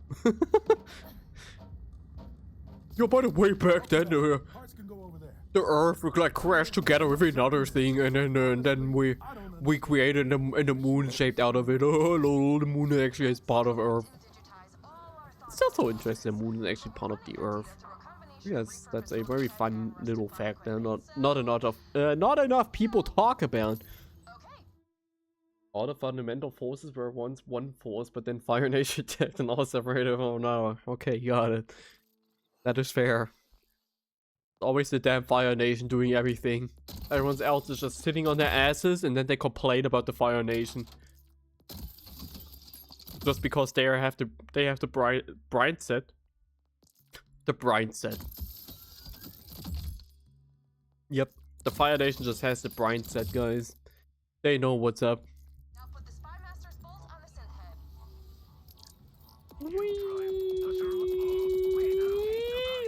head. Bright set. Yeah, what else did they do? They like went over different way types, different light types that we measure, and how our night sky would look under, like, you know, under different light measurings. And like measure radiation, and if you measure gamma rays, that kind of stuff, how the night sky would look under there. Now you can see like all of the different dots there basically being different supernova, or like at least very energetic pieces out there in the universe. And how large the dishes have to be that measure these gamma rays, since they're very difficult to pick up on. They're very cool. Very, very cool. Really very interesting little thing to go and watch. I wish they did do a bit more of a star showing, but I mean, fair enough, it was advanced thingy. Somebody said I can see infrared, must see a great night sky. Yeah, absolutely. Got a bioweapon? Absolutely. So cool. So cool. I love space so much. They also explained a bit more about black holes there. Maybe we need order help. So also talking about how like a black hole can occasionally rip apart a star, but very rarely. When it does, then like the rest of the star gets like flung out, like the what's left over, and it also eventually can reach us with its little particles. It's so cool. Honestly, we don't know much about it. So cool. Saul's been hunting an escaped order scientist for years. Let me talk with the guy for a moment. That had not the guy that it was like a pre-recorded thing, but there was like the main guy from the observatory there, the main professor. I'll talk with him for just a moment because I didn't quite understand something in the thing there. Because there it showed they showed a supernova and how the particle like bounces back and forth and gets like sped up, and I was like, wow. I didn't quite catch up on how it like bounces back and forth. What makes the particle like bounce back and forth? Like inside of the supernova, I get it. That like passes through the, oh god, what's the name? You know, there's like a supercritical zone. Why was a supercritical zone? Well, like there's this zone where the temperature suddenly changes. You basically have particles bouncing back and forth between that zone, and each time they go through that supercritical zone, they go faster. Until they're eventually fast enough to just pass through entirely through the magnetic field and get flung out into space. Something's always felt It's so interesting. So cool. when I'm scouting those woods. Like I've I already asked my little brother if he wants to catch a glimpse of go to one of the shows with me sometime. He really wants to. time I get close. I'm gonna take him to one of the shows there. One of the more, you know, obviously child-friendly shows. They have a lot of those there. But explain like different star images and all that. I hope that I'm assuming they're showing the proper ones, not like astrology, but more the astronomy stuff. Reanimation Spells and those things. Because who cares for astrology? Bah! Bah! Astrology. Humbug. Humbug. It's wild how many people are so obsessed with that. My mom is also a bit, you know, into that. Into the whole astrology thing. But I think it's always just a bit like, I'm so quirky, but that's because I'm a scorpion. Because I'm a scorpion, so that's why that means that I have to be an asshole. It's not my fault, I'm just a scorpion. Well, someone definitely lives here. Scorpions are also just the worst ones. You know, I'm a scorpion by star sign, and whenever you read online about scorpions, it's just like they're horny, they're aggressive, they're stupid. Maybe that's also part of why I hate star signs. For the exact reason. Because I'm the horny, stupid asshole star sign.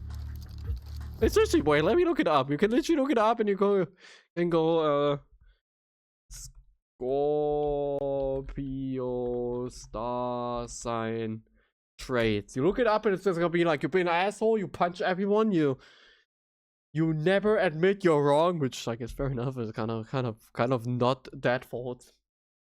How can you live without knowing lucky metal? Oh my god, my lucky metal. Color, scarlet, red, and rust. Element, water. Wait, wait. There's me, guys. That's me. That's how I look. That's me right there. ZodiacSign.com has me right there. Quality fixed. What's that supposed to mean? What do you mean quality fixed? Let me just do this. Oh my god. Ruler. Ruler. Ruler. Day Tuesday. Yeah, the famous Nuraririn day, the Tuesday. The Titty Tuesday. Ruler. Pluto and Mars. I don't know. Pluto? Hello? That's not even a real planet. Fuck you. Give me a real one at least. Lucky numbers 8, 11, 18, and 22. You know that they took 11 in here because everyone in November is gonna be like, oh my god, I'm born in November. I'm born in 11th month. I can't wait for people to pop into the stream, by the way, and be like, oh my god, they're playing Borderlands 4. They just see this personality traits. Resourceful. Nah! Powerful. Brave. Nah, I don't. Passionate. I mean, fair enough, I guess. A true friend. I don't know. I wouldn't say that.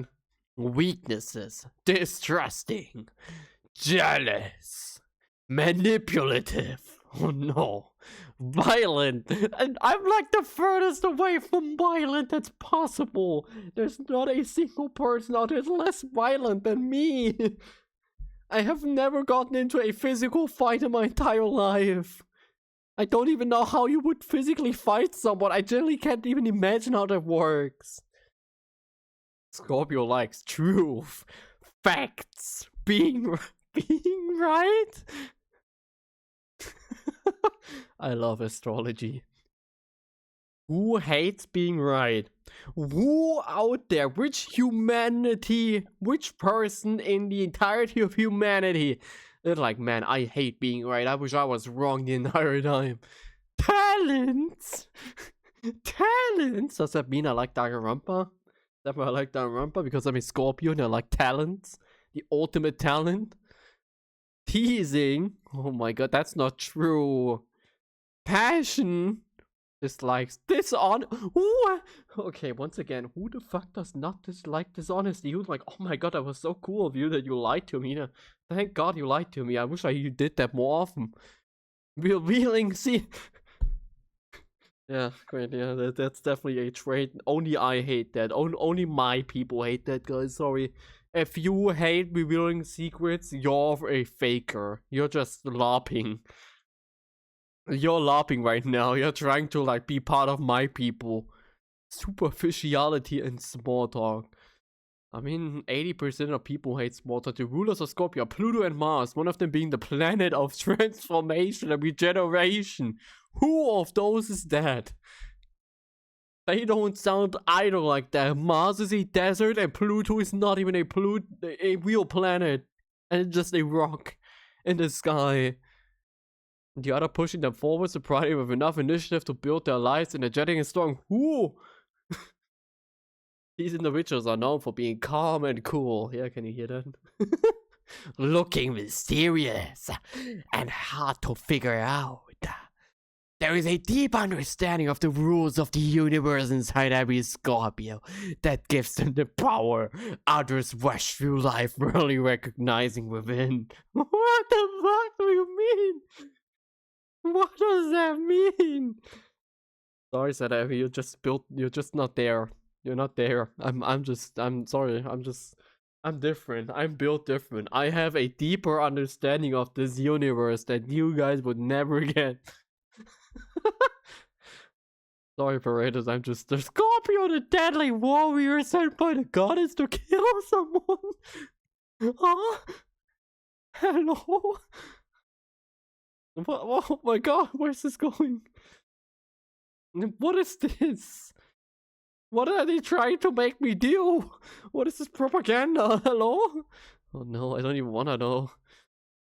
Friends and family.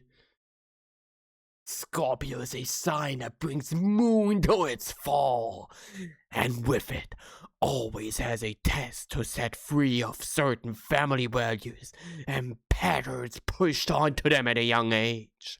When they're in pain or suffering, they will turn to closest family for help, feeling their love and support in the darkest of times. Why is this written like this? Who wrote this? What the fuck? Who wrote this? And what is this not everyone? You know, if I feel bad, I'm gonna not go to my family. I mean, like, if you have a bad relationship to your family, but I guess, but like, what, a Scorpion can have that? Career and money. Oh no. Oh no. There is something disturbing, almost disturbing, sorry, not disturbing, but almost disturbing, the dedication Scorpio has for a goal they set out to achieve. And this makes them fantastic in management and problem solving that needs a lot of energy and effort put in. That's what I'm gonna put into my LinkedIn now. I don't even have a LinkedIn. I'm gonna open up a LinkedIn page now and I'm just gonna put that there. I'm a Scorpion, so there you go. Keep the stream up now that I've doxed myself like that. What? Because of the very sorry. Sorry, paraders. This is not just me. This is all of my people. You wouldn't get it. You wouldn't have this dedication to a goal you set out as ideal. You wouldn't get it. I have dedication like not following my stream schedule for multiple weeks in a row. The best career choices for Scorpions are science and research of any kind, and they are excellent at being detective, cops, psychologists, and surgeons. What is that field? They are perfect for science and research, but they are also extremely well at being a detective or a cop. What now? What can't I do? Apparently retail. Retail's out there, sorry. Scorpio man, oh no. Oh no. Oh no. I'm telling you, it's always the same. It's always the same whenever we read up Scorpions. It's always that. All the time they're emphasizing that point. Very competitive. I'm not competitive at all. I'm so far away from being competitive. Additional information. I don't want additional sun, bro. Oh my god, what is that fucking AI slop on? Oh god, oh no. Oh no. This is all AI slop on, I think. I think that's also AI slop. Oh no. Okay. Enough astrology for the rest of my life. I don't need to see that ever again. It was always the same with that kind of stuff. I hate it. It's so stupid. I don't... Like, you know, being a bit funny with it, I get. Being like, haha, I'm like a scorpion and I'm like that. Haha. That's like one thing. But, you know, there's some people out there that dedicate their entire life to it. Like, no, I cannot talk with you because we're not compatible by star sign. Those kinds of people exist out there, just wild. Like, calm down, it's not that deep. Calm down, please. We don't have to ruin potential friendships because they're a, I don't know, a Gemini and you're, I don't know, whatever's bad with Gemini. You're Scorpions, probably. Scorpions are bad with everyone. It's just very silly. Let me skip the cutscene. At this point, I think the story is not real.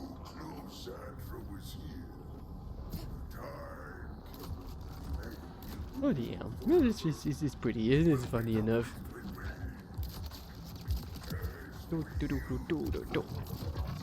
I should know about everyone in my family, what kind of stars I even have. I think my mom is... Yeah, my mom is... Oh god, what's it called in English? I don't know the English names for them. The German one is the fucked up one. In German, my mom is Sternzeichen Jungfrau. It's always, I don't know who called it like that. It's fucked up. I hate that. Hell yeah. Lucky me.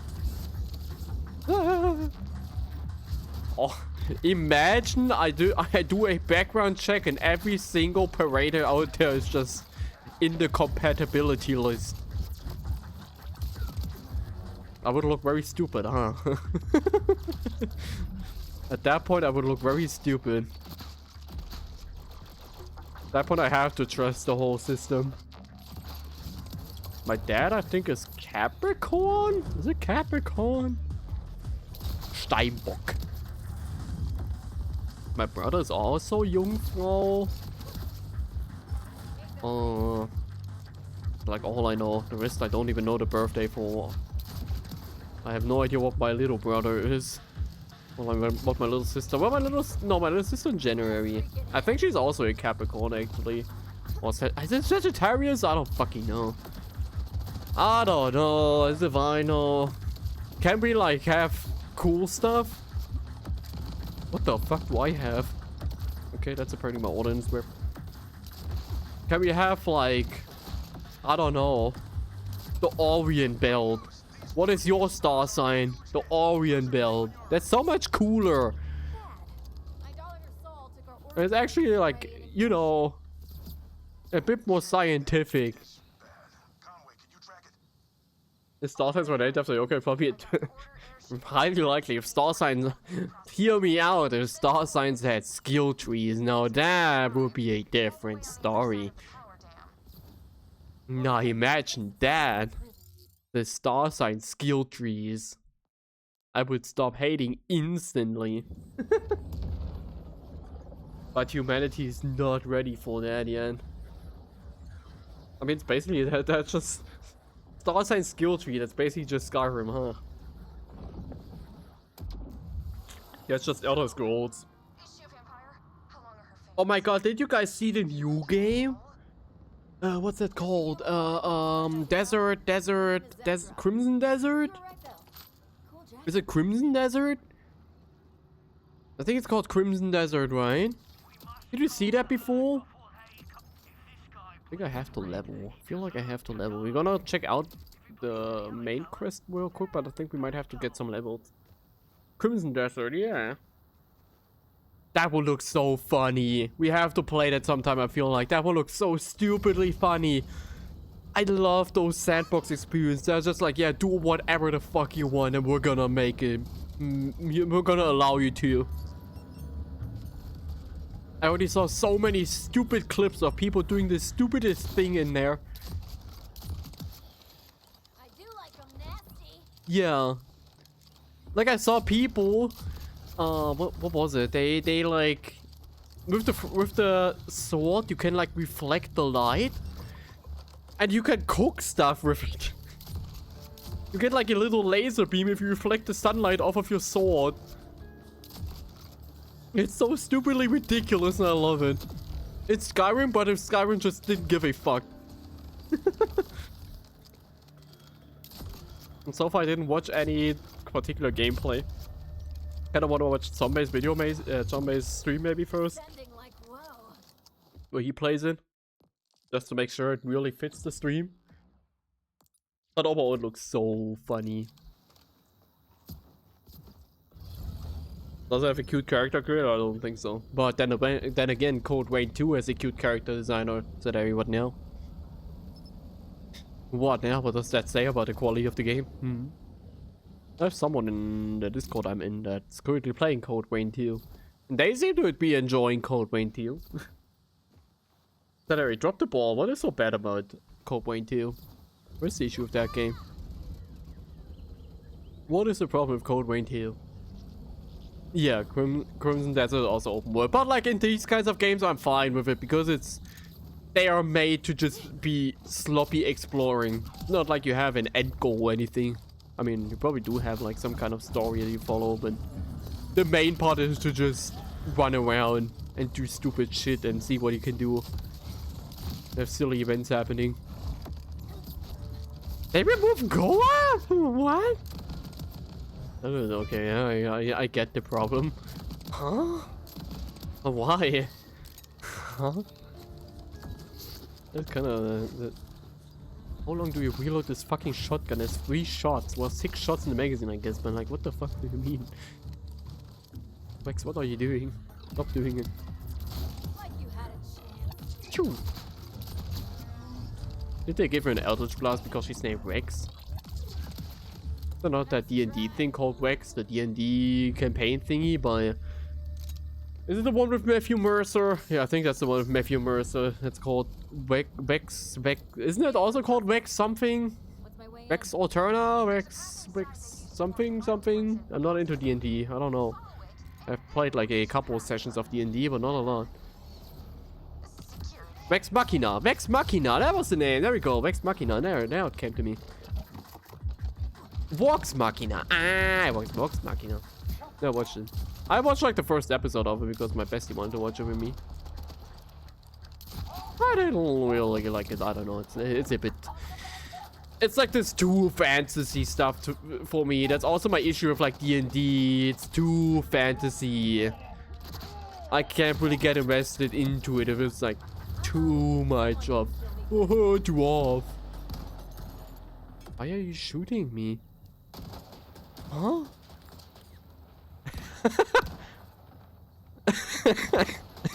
Huh? Why are the friendly NPCs trying to kill me? Hello, guys? What is wrong with you? I'm sorry. I didn't do anything. I've never seen that before.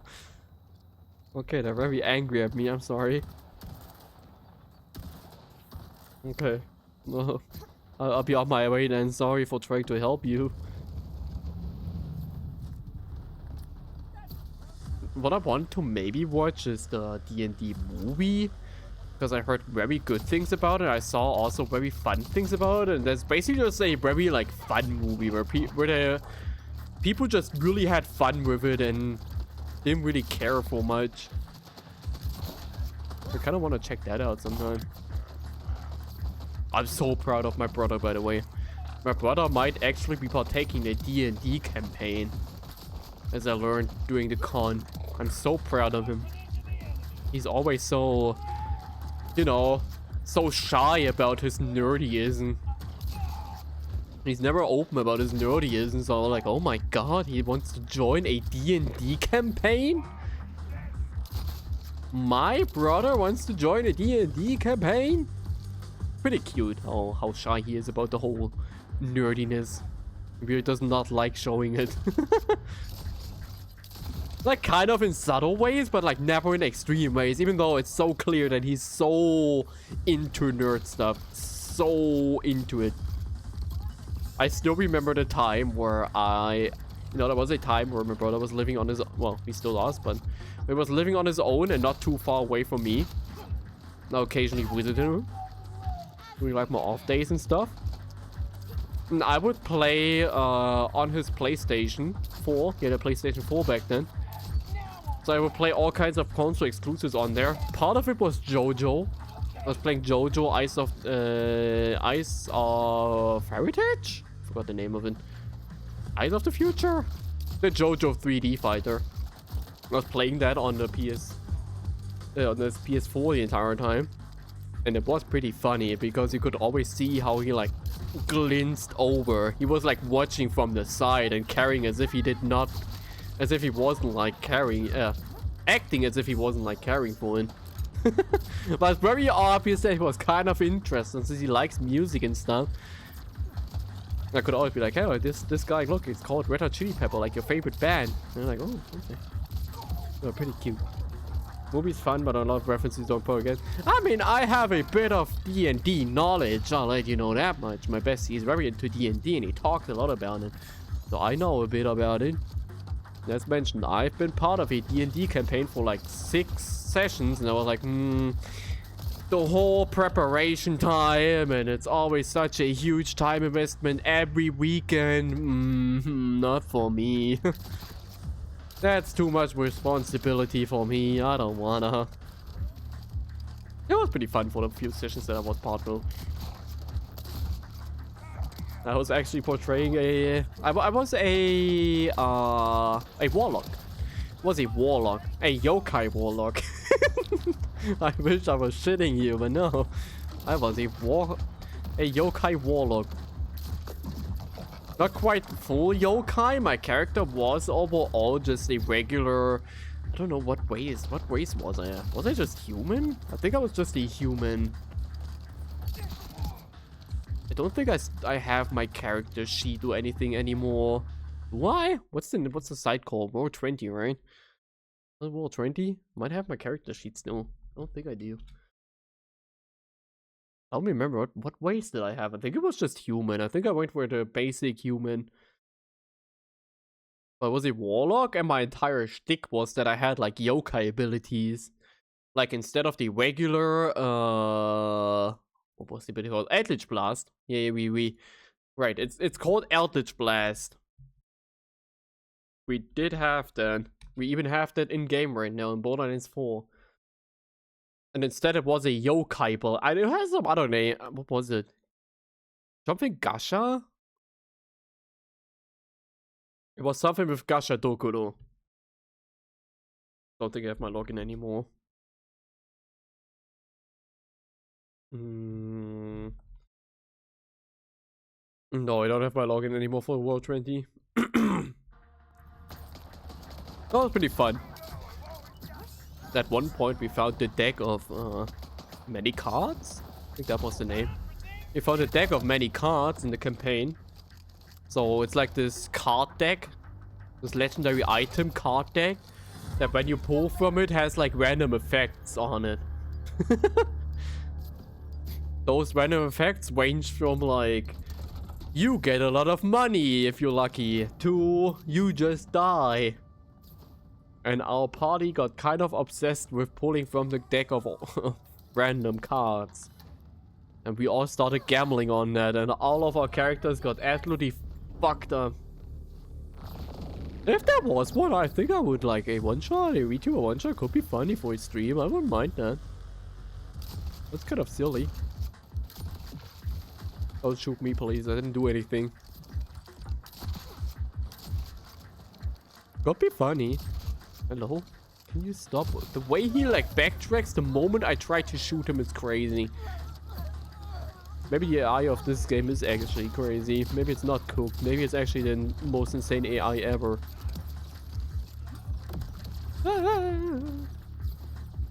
But yeah, it's pretty funny. Where our entire characters were completely fucked up. But my character got obsessed with money. One of the effects was just that my character got obsessed with money from that point onward. And I like portraying that. I always like the idea of super stupidly money hungry characters. And then I started kind of portraying her as you know, like Yoon, kind of like Yoon from Toho. That's kind of where it came from. What's some other effect? What was the other effect that I had? Was it that I was horny for like a couple minutes? I think something like that. It was something super stupid. Yeah, I was like attracted for a couple minutes to every single person that I saw. I think that's what happened. That was also very stupid. That's like kind of my issue with D&D. I cannot take campaign serious. That kind of stuff I'm super into. If it's these stupid, silly, bullshit, nonsense, random events, I'm all into it. But like, I couldn't be like, oh no, the village got slaughtered or whatever. To be fair, our party did not care. Period. Overall, it was kind of funny because eventually you really questioned if we were like a hero party. Where there was not a lot of heroism left at some point.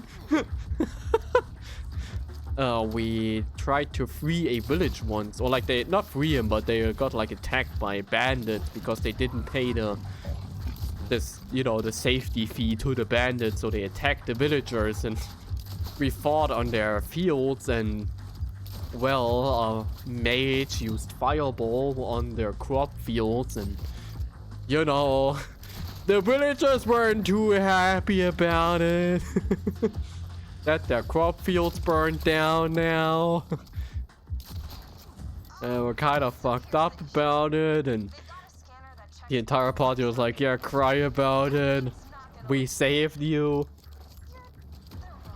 It was just one of our party members stole. I think two of our party members stole actually regularly. They were not thieves before you asked. They were just regular mages. Well, a mage and a healer. Yeah, I mean, I get it. That's usually like the best thing. There's this one. Wait, I need to. Wait, let me get the short. I'm sure you saw that short before. It's pretty famous.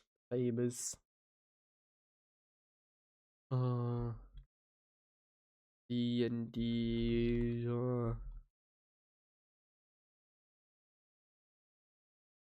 Oh goodness.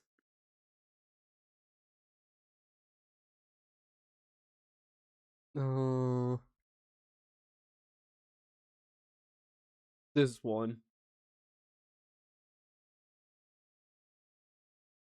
Dupe. Dupe.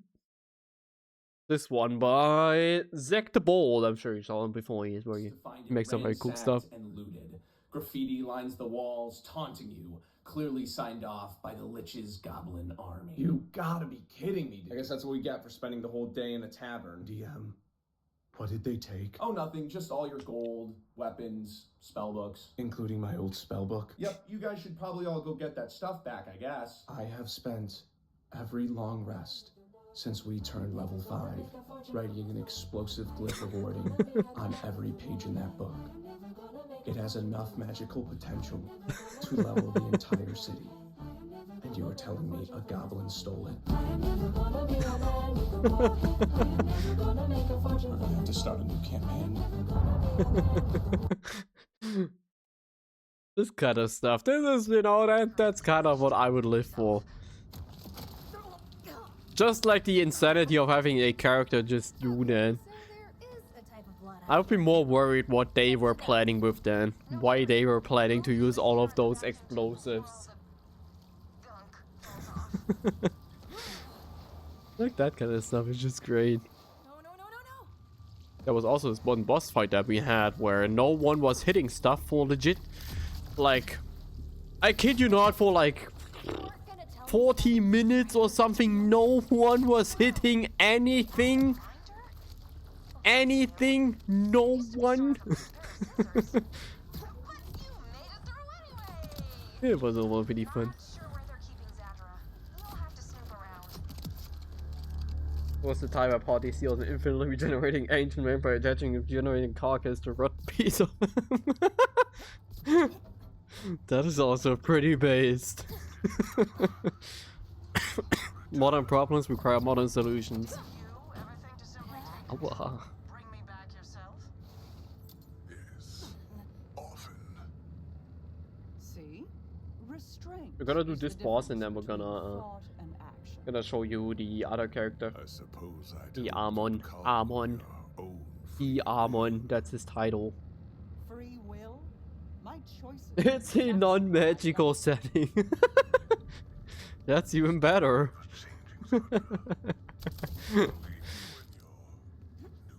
Yeah, I mean, all the kinds of pen and paper stuff can be so cool. If it only wasn't a time investment in it. I mean, I know it's just the one playing TCGs for hours on end. Pretty much every weekend. Saul's building some kind But of I don't bio know, weapon. that's something Working else. with the outbounders to stop him before he can put it to use. Not like I don't get the appeal, just was not quite for me. Not entirely for me. Wasn't that there wasn't fun moments. Just was a bit too tearing, especially. Like, we always did it at like night. And sitting there at like 2 AM and having to think of things to roleplay kind of gets to you eventually. Especially if I had like a rough week or something. It can really get to you. With TCGs, you know, when I had a bad week, I'm like, yeah, I'm gonna just suck in, absolutely suck dick this locals. That sounds horrendous. For the protocol, I'm not sucking anyone's dick at locals. Just for the protocol, just because, just before anyone wants to put that in my mouth. Yeah, sure. The words, in case anyone wants to put those words, this narrative into my words.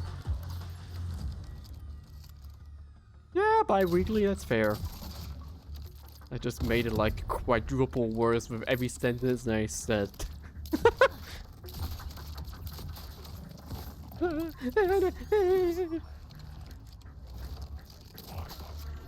The new Digimon set is so hype. I know I said that about the last one, but the new one looks so good. There's so much cool stuff in there. I can't wait for that one. It looks broken as fuck. There's the new Digimon in there. Did on-screen chat die? Oh yeah, you're right. Where's on-screen chat? On-screen chat, hello, where are you? Let me check in just a second. Let me just beat up these idiots real quick.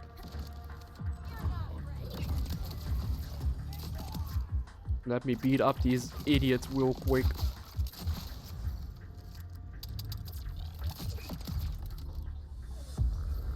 We done? No, I think that's more spawning. If I remember correctly. No, just reset the power. Okay. Oh, well, let me check. Stream elements. Stream elements, what are you doing? Why are you gone? Stream elements, please come back. It is still active in my overlay. Unnamed overlay. My overlay is named unnamed overlay, I know. Not that I might give the impression that Nura talks to themselves. Yes, on-screen chat did in fact die. I even see it here. The last message died. The last message I see on Stream Elements is, oh no, wait, it's upgrading. Now it's a nice anime protagonist backstory. Let me like save this maybe.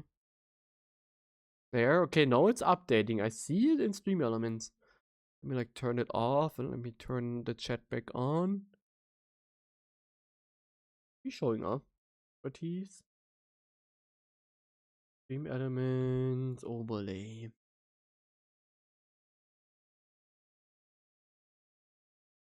It'll be working. I see it working. I think this is OBS doing this. Stream Elements is fine. Refresh cache of current page. See? That seems to be OBS. The Stream Elements itself is working. I don't know why OBS is not showing it. Maybe it'll appear in just a moment. The stars flipped to Maria, apparently. No, I forgot I wanted to talk about something, but I forgot. Okay, I still have... Oh god, April 1st is almost here. I mean, I obviously have nothing prepared for April 1st. I would never prepare funny things for April 1st. That would be silly. Oh, there it is. Hello, chat. Welcome back. There it is. See? Back. Just have to do so much preparation work. Second year anniversary soon as well. Just a heads up, I don't think we're gonna have merch for the second year anniversary. I don't think I can manage any merch drops this second anniversary. I might just, you know, re-offer the drawings again. Nali was asking about it, if I could like make another drawing again. So I might just reopen the drawings with some more stickers once again.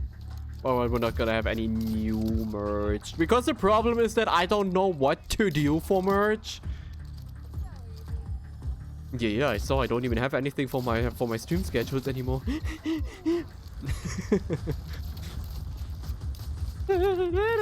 Please die. I mean, the enemies, not you. Not you. Well, not direct that chat. Well, not direct at the paraders. Yeah, but like, I would love to do more merchandise, but like, I can't really do anything. Since, you know, I can't wait for the future where I have like more, you know, how do you put it? Monetary value sounds stupid. I do have the monetary value, but like the repay value basically of merch, where I can invest some more into merchandise without worrying about going deep into debt. And a lot of stuff just is also very limited to high numbers. Like, I would love to do a plushie, but like, I can't do a plushie right now because everyone's like, oh, you need at least so many orders to get a plushie made. I'd love to have a Nura plushie. I was already thinking about teaching myself how to knit. Or not knit, but like stuff animals and not like stuff animal. Yeah, I was trying to teach myself how to stuff animals. So I can send them out to you. Exactly. You guys get your own copy of Hajime Yuki. Limited to 2 copies only. No, I mean, you know, making like little plushies myself. I've been thinking of teaching that to myself so I can make that. I didn't yet. I'm not gonna make it for the second year anniversary no matter how hard I try for that one, unfortunately. I'd love to do that. But yeah, in the future I hope we can do some other stuff. Like the next thing I've been thinking about is acrylic stands. Acrylic stands are kind of okay-ish to make yourself. It's basically just you get a sticker and put it between two acrylic plates, and then you cut the acrylic. Well, a lot of artists do it on cons and everything. So it's like the closest, or maybe take the sand. That would be cool for like an outfit review though. Definitely a critic stand of like my new outfit or something. With all the noise we've made, I guess we're in for That'd be cool. Oh yeah, for this year though, don't expect too much in terms of merch. Expect more in other regards. I'm gonna try to prepare something cool again. You and the timekeeper. I'm always a bit, you know, I worked for a bit anxious about anniversary streams. The last one was already making me very anxious. I mean, for no reason. I know paraders really loved the last anniversary stream, at least the feedback I got. We were pretty happy with it. And this year I'm trying to up it a bit more even. And yeah, let yourself be surprised. It's still like an entire month till then, almost 2.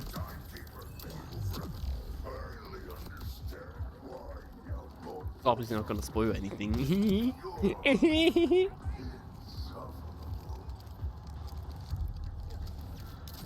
Now that you've gotten first year over, you could even skip to you. Hello? Why would I do that? That feels unfair. No, I gotta keep my production quality up. My original idea behind my channel was that I'm the indie HoloLive streamer. And I have to keep that up somehow. I can't quite put the quality out there as a HoloLive streamer, but I can try my best to keep up with them and my best ability. YouTube's viewer count is fucked up recently. I saw that today. I saw ᴂᵃޭᵃᵒᵐᵉ from HoloLive stream today. Karaoke stream.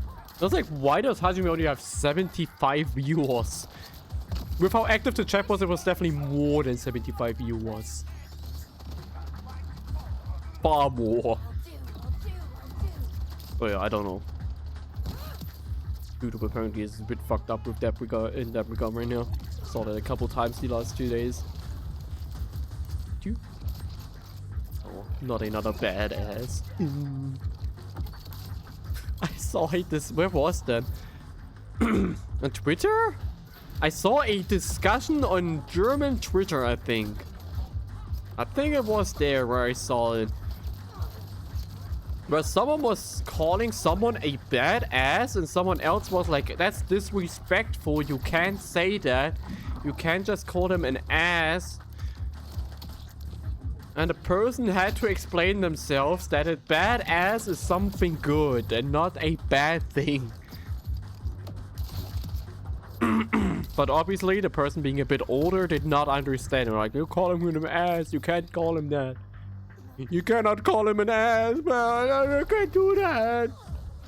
It was pretty funny. Yeah, no, we are definitely not skipping the 2nd year anniversary. We gotta have the holo schedule. 1 new outfit a year and one new anniversary a year. One new outfit is gonna be rough though. Phew. I mean, technically, if we're doing the holo schedule by next year, I need to have my 3D model. Paraders, please press the coffee link. Press it, I need it. One day I will get my 3D model. I was browsing it the other day. I was browsing Fiverr. Was it Fiverr? I think it was on Fiverr. I was browsing the Fiverr the other day. And there was like a 3D model maker. And I was like, oh my god, it looks so good. But holy shit, it's expensive. I don't know why it's so expensive. That was the same person that did 3D model for Ollie. For ᴂᵃޭᵃᵈᵉ from HoloLive. Like, okay, yeah, that makes sense. And if you have that under your belt, I think you can literally just say, please give me whatever money you make for the rest of your life. And people would buy it. Just because you could go, oh my god, this is the same person that made Crazy Ollie's 3D model. And I mean, you know you get quality. That's like the thing with 3D models that is so annoying. There are decently okay-ish priced ones, but those always look like the most schooner basic VR chat models. I hate that so much. I mean, I started teaching myself how to do modeling, but then I gave up. That's not for me. I cannot. I cannot comprehend that. I mean, I can if I could put enough work in it, but didn't. That can get us to the outbounders, right? Will I ever graduate and come back as an indie? Times 2. Maybe. Maybe. I'll become the ᵃᵉᵜᵒᵐᵉ that I should have been from the start. I was born in the wrong body. I should have been an ᵃᵉᵜᵒᵐᵉ all along. With how chaotic everything is. I will graduate and come back as Nuraririn, and then I will never stream Yu-Gi-Oh again. You know, I'm super happy that people really like Yu-Gi-Oh! And whenever I stream Yu-Gi-Oh! I get so many new paraders, and everyone's so nice, and everyone's so helpful, and everyone's like, oh my god, you should play this and try that, and that's so funny, and it's so cool they play this deck, but the mental, you know, the mental damage I have to suffer for that is crazy. Nura would never forgive.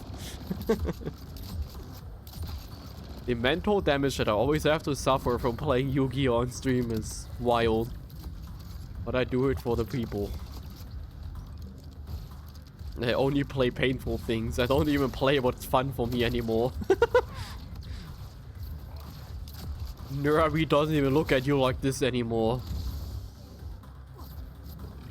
No, that's not how the meme goes. The meme's the other way around. They just look at you like this now. Can people just enjoy Digimon? I don't wanna play Yu-Gi-Oh! Anymore. I don't even like Yu-Gi-Oh! Every single Master Duel stream is just an absolute banger, but I don't even like the game. Apparently people like seeing me complain. I need to play more Rage Bait, I feel like. Maybe Rage Bait is the way. Maybe I'm too calm for regular streams. I'm having too much fun right now. We need more streams like Resident Evil where I just get pissed off at some point and start ranting about how much I hate the entire game and the developers behind it. Digimon maybe tries. Yeah, that's true. But like Digimon is like too niche, especially right now. I think it will get better. I think I have a better chance with Digimon later on once they finally, sometime in hopefully this year, release Elysian. You know, Digimon is getting a mobile game. That's basically just a TCG, but as a mobile game.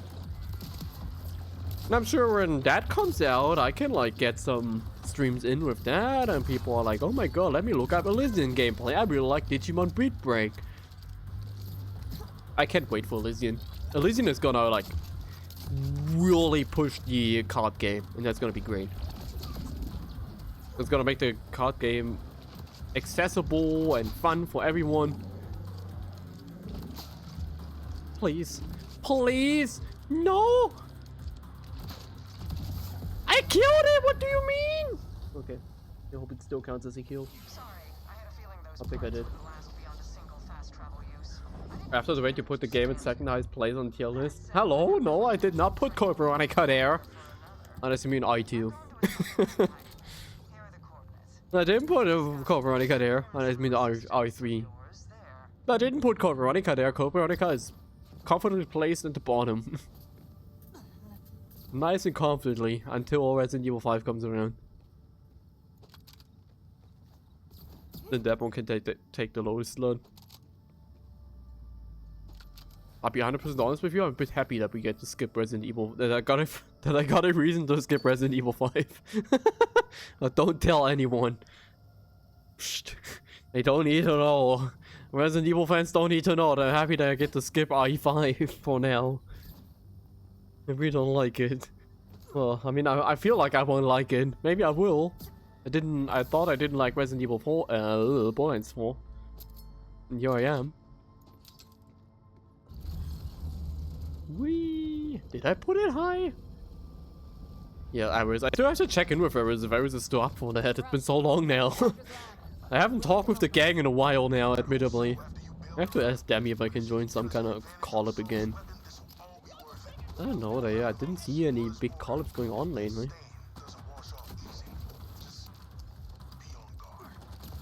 Do I really want to fight this guy right now? Not really. We're just gonna go to Zydra's lab and then gonna check a bit out with Amon, and I'm gonna show you Zephyr. And then we're gonna finish it up for today. Slowly but surely. Slowly. Emphasis on slowly. Whee! Yeah, I was watching Gavin's battle the other day. That's what I was sending you. That's where they were trying to sell ᴂᵃቬᵒᵒᵒ. It's pretty cute that Bandai is always, not always, but occasionally checking in on the holo streams. Especially the holo stars and stuff. They appear occasionally in chat. Just the official Bandai. Pretty funny. They were also talking about Digimon, which I like. I need to watch more Gavin's battle. I realized that stream. I watched so little Gavin's battle. Gaboos battle.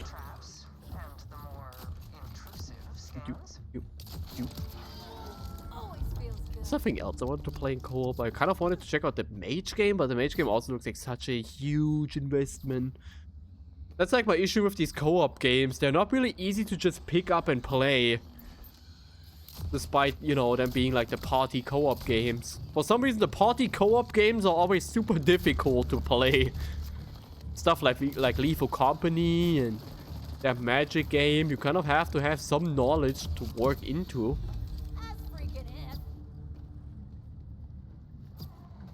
Always a bit weird. Would expect these co-op games to just be that simple. Yes, I accept. What? Sorry. I have lately felt the need to skip complexities. Time is not infinite, as it turns out. They played that one sock game that I wanted to join before. But I didn't have any space for me. And I always wanted to join one of Demi's game shows. Demi's doing these game shows, they're funny. I want to join those. But they play like Jeopardy and all that. Neither of us will succeed on our own. Yeah, I mean, I guess that is kind of the... Oh hell yeah, I hate thinking. This is ideal for me. That is kind of the whole thing. As well, for streamers, I think. It's a very easy way to, like, not clip farm, but to get clips, basically. It's harder than you might think. But I don't know, me... it frustrates me.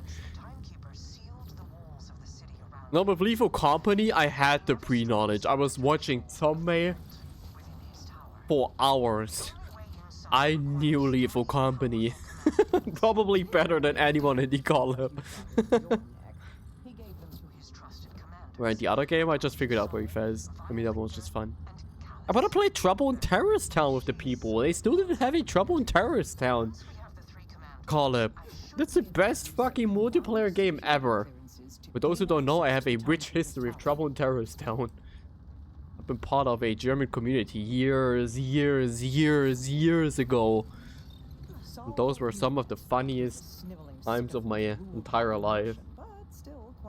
Like for real, that was the shit. Just getting on there after yokai school and playing Trouble in Terrorist Town, and it was pure chaos and absolutely funny.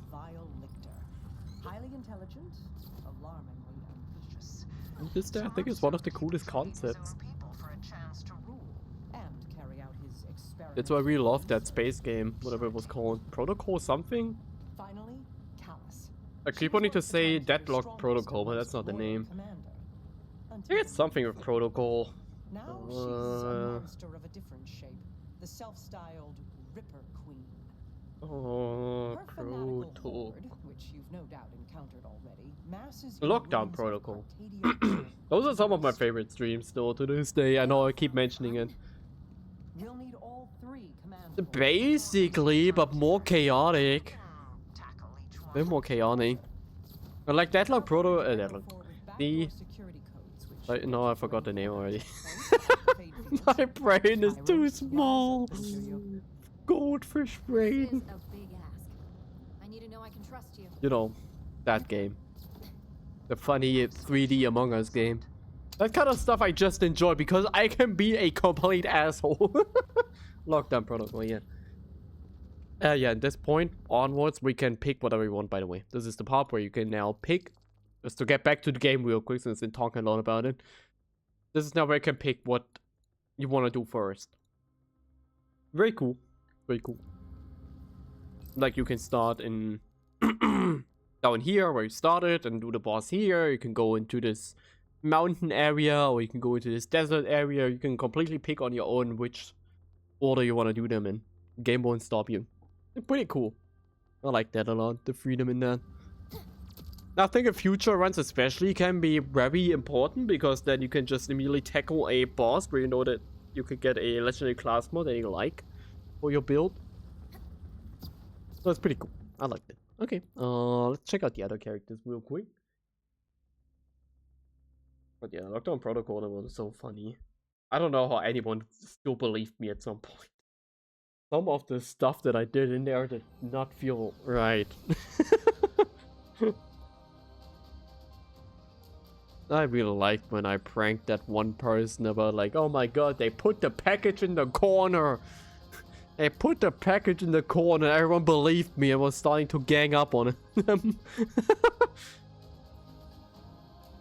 The Zodiac was right all along, yes. They were correct.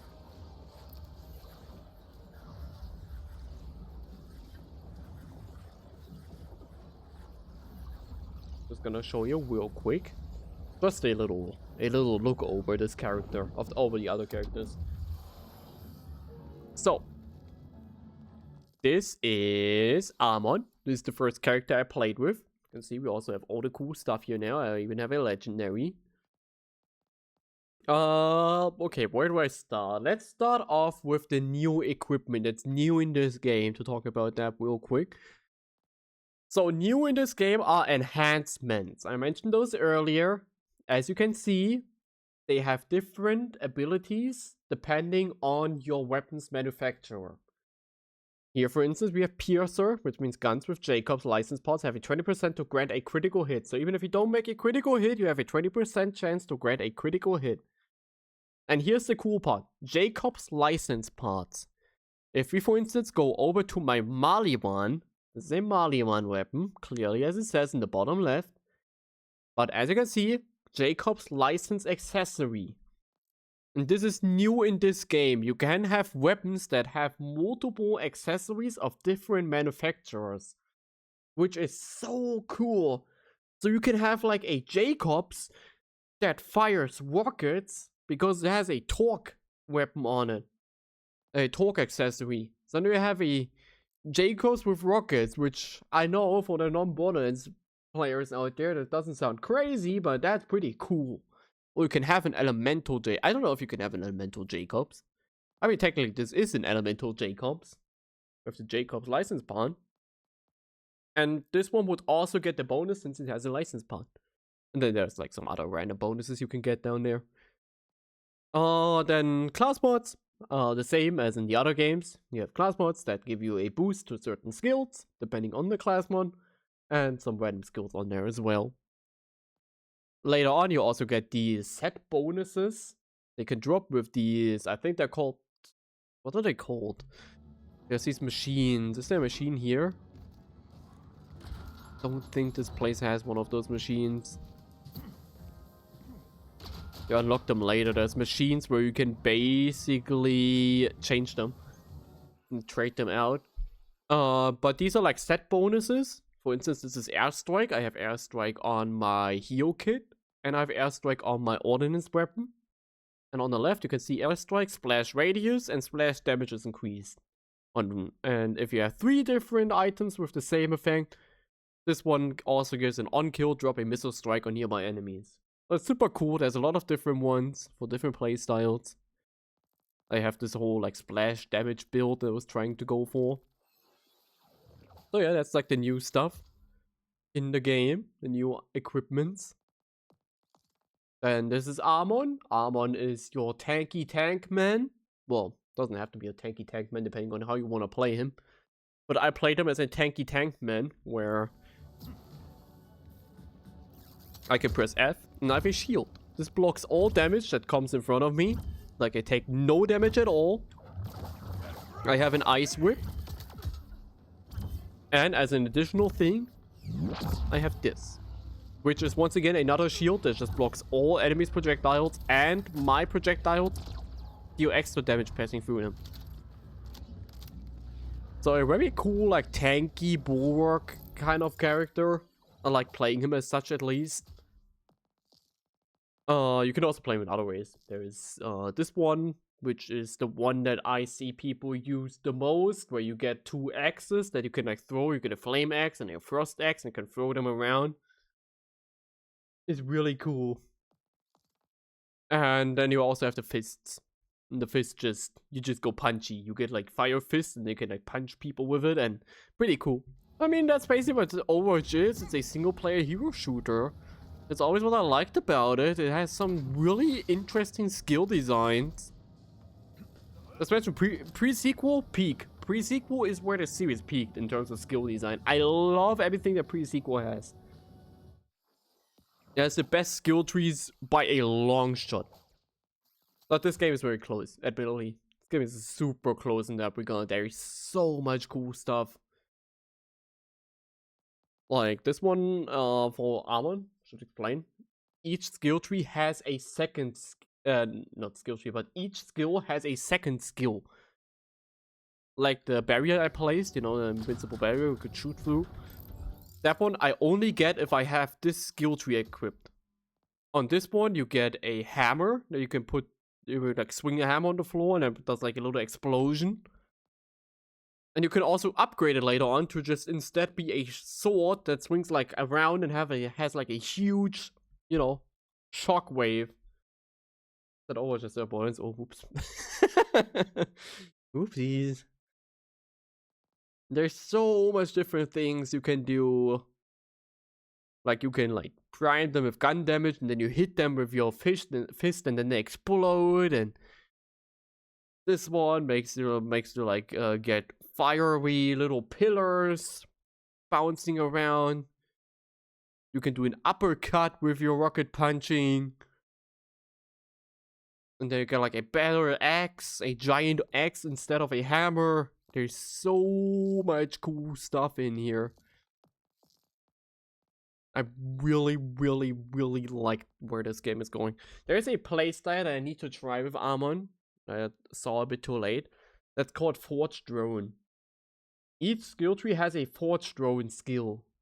Where you just get like a little, you know, this here for instance you get a sword. I think over here you get, I don't know, where's the Forged Drone? Here. Is the Forged Drone? Does the skill tree actually have a Forged Drone? Maybe not every skill tree has a Forged Drone. No, I think only 2. This one has one, I think. Right? Oh no, it's only the green one. That's how it was. Yeah, the green one has the Forged Drones. You get a hammer Forged Drone, you get a sword Forged Drone, and I think... Oh, this one. Okay, you only get 2 different ones. Okay. But you can have an entire playstyle with these Forged Drones that like fly around and attack enemies and all that. It's pretty cool. I really like that. I want to try that out. Reminds me of Wonderlands. Oh yeah, that's ᵃᵉ. Let me just give you a little glance over Rafa, who I'm currently playing on my own. Show you him real quick. Also, sorry, I should have mentioned story spoilers there. There were a lot of characters there, forgot.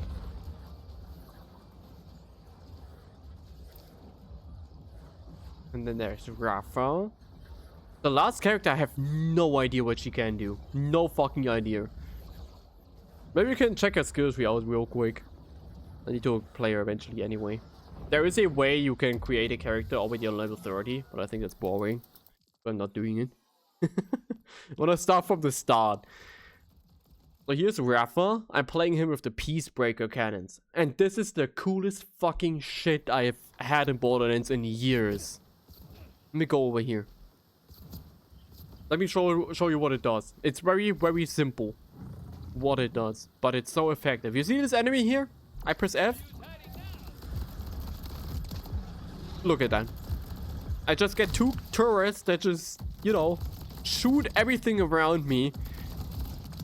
And it's so cool. It's so broken. Rafa is so fucking broken. And I can shoot myself doing that as well. And every kill, my duration down there gets extended. He's so cool. This is like such a broken, insanely strong skill. I have a lot of fun with him. Here, pew pew pew pew pew pew pew pew pew pew. There. Yeah, that's Rafa. That's at least how I play him right now. I'm trying to get down here. This is where I'm trying to go. Rafa's Peacebreaker cannons are replaced with rockets that deal splash damage. So instead of like doing the little pew pew pew, they now go boom boom boom and explode everything. And I really like that. I like my explosions in Borderlands. So that's cool. There's also this one where you get like a shock beam and a corrosive beam instead of the regular guns. There's this one where you get shotguns instead of like regular pew pews.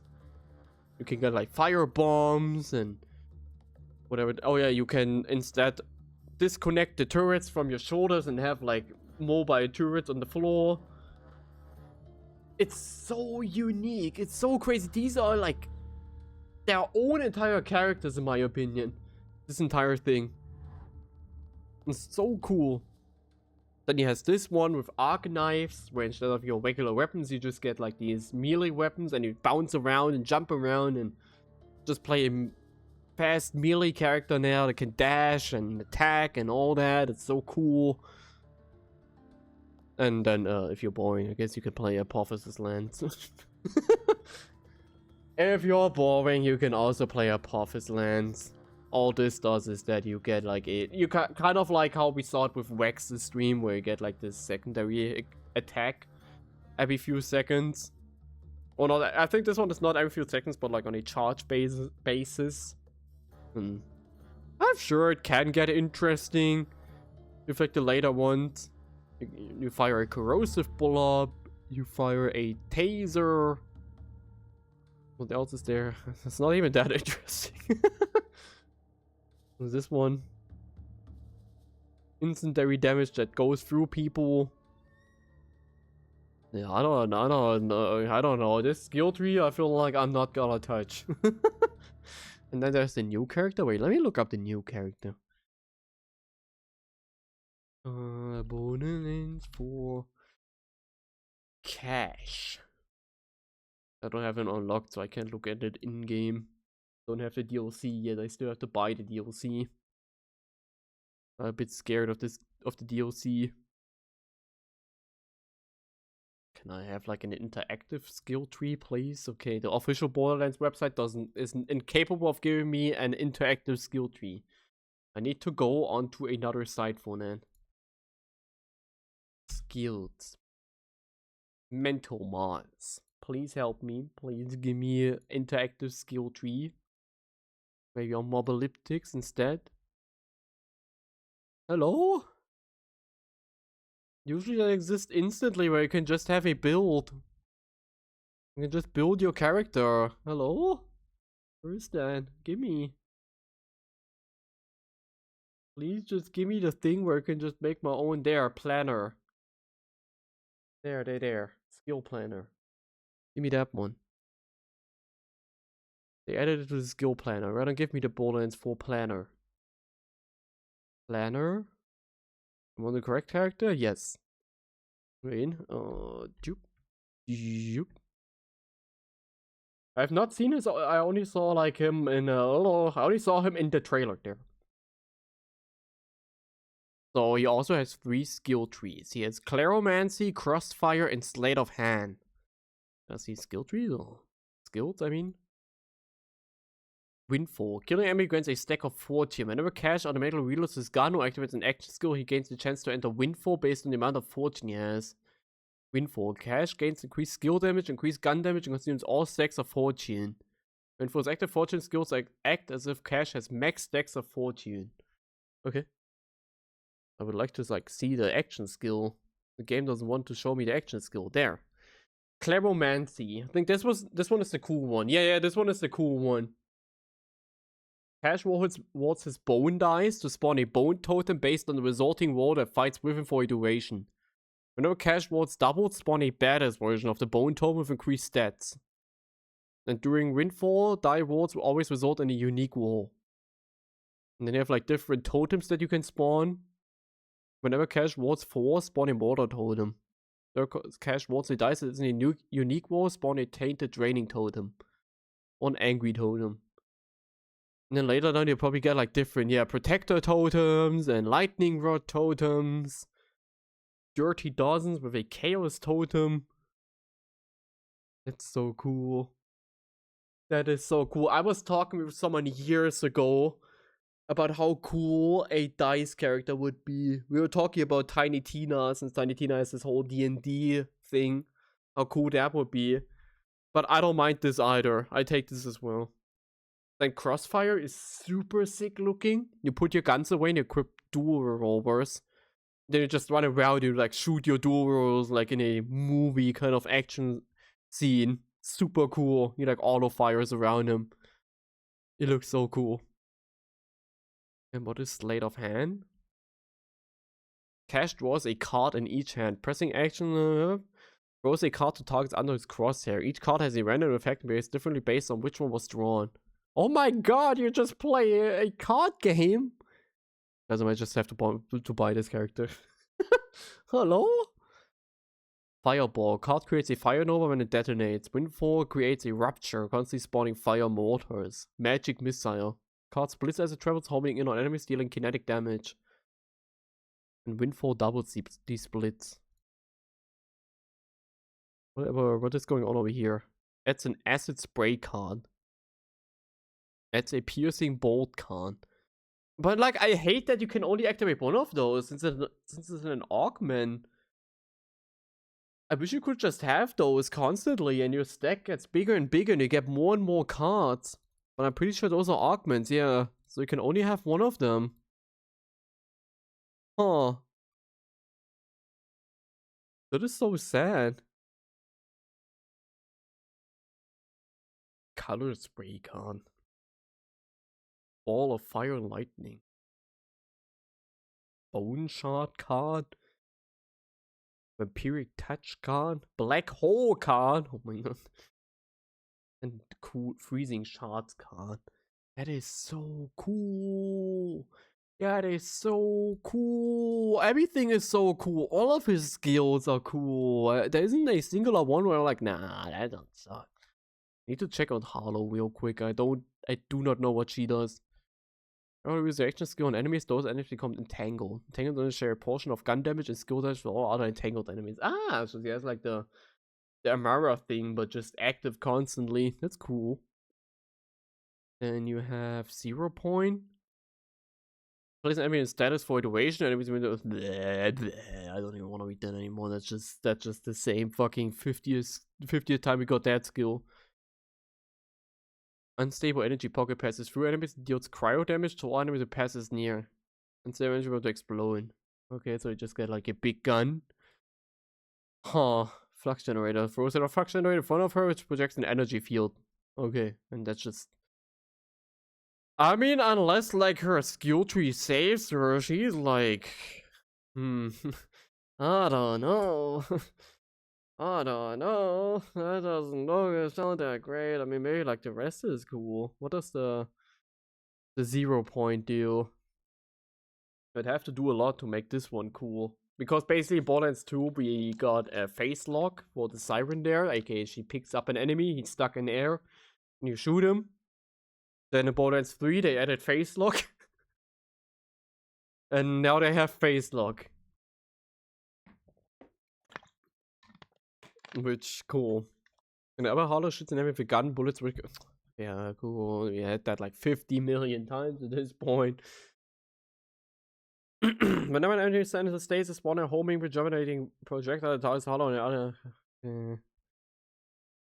Every time a hollow slams an enemy, or you can slam, that's like new. You can slam the enemy down with it. That's kind of cool, I guess. Wait. Is that a bug? Just realized. Oh, Cash has no. Look at that. Cash has no capstone. Huh? He has no capstones. Huh? I just realized he's missing the capstone thing. Okay, interesting. Just has no capstone. But yeah, I don't know this character. I mean, maybe the slamming is funny. I think that's one where you can slam the enemy multiple times. I think that could be kind of funny. Sometimes an enemy create a singularity on the enemy. You know, that could be like kind of funny. But apart from that, I don't know. I don't know about that one. Interesting. Cash just has no... Can you like have multiple? I feel like it's stupid that can only have one card. And like one extra totem. I feel like he should have more. What if he has a skill tree, a class mod that does then?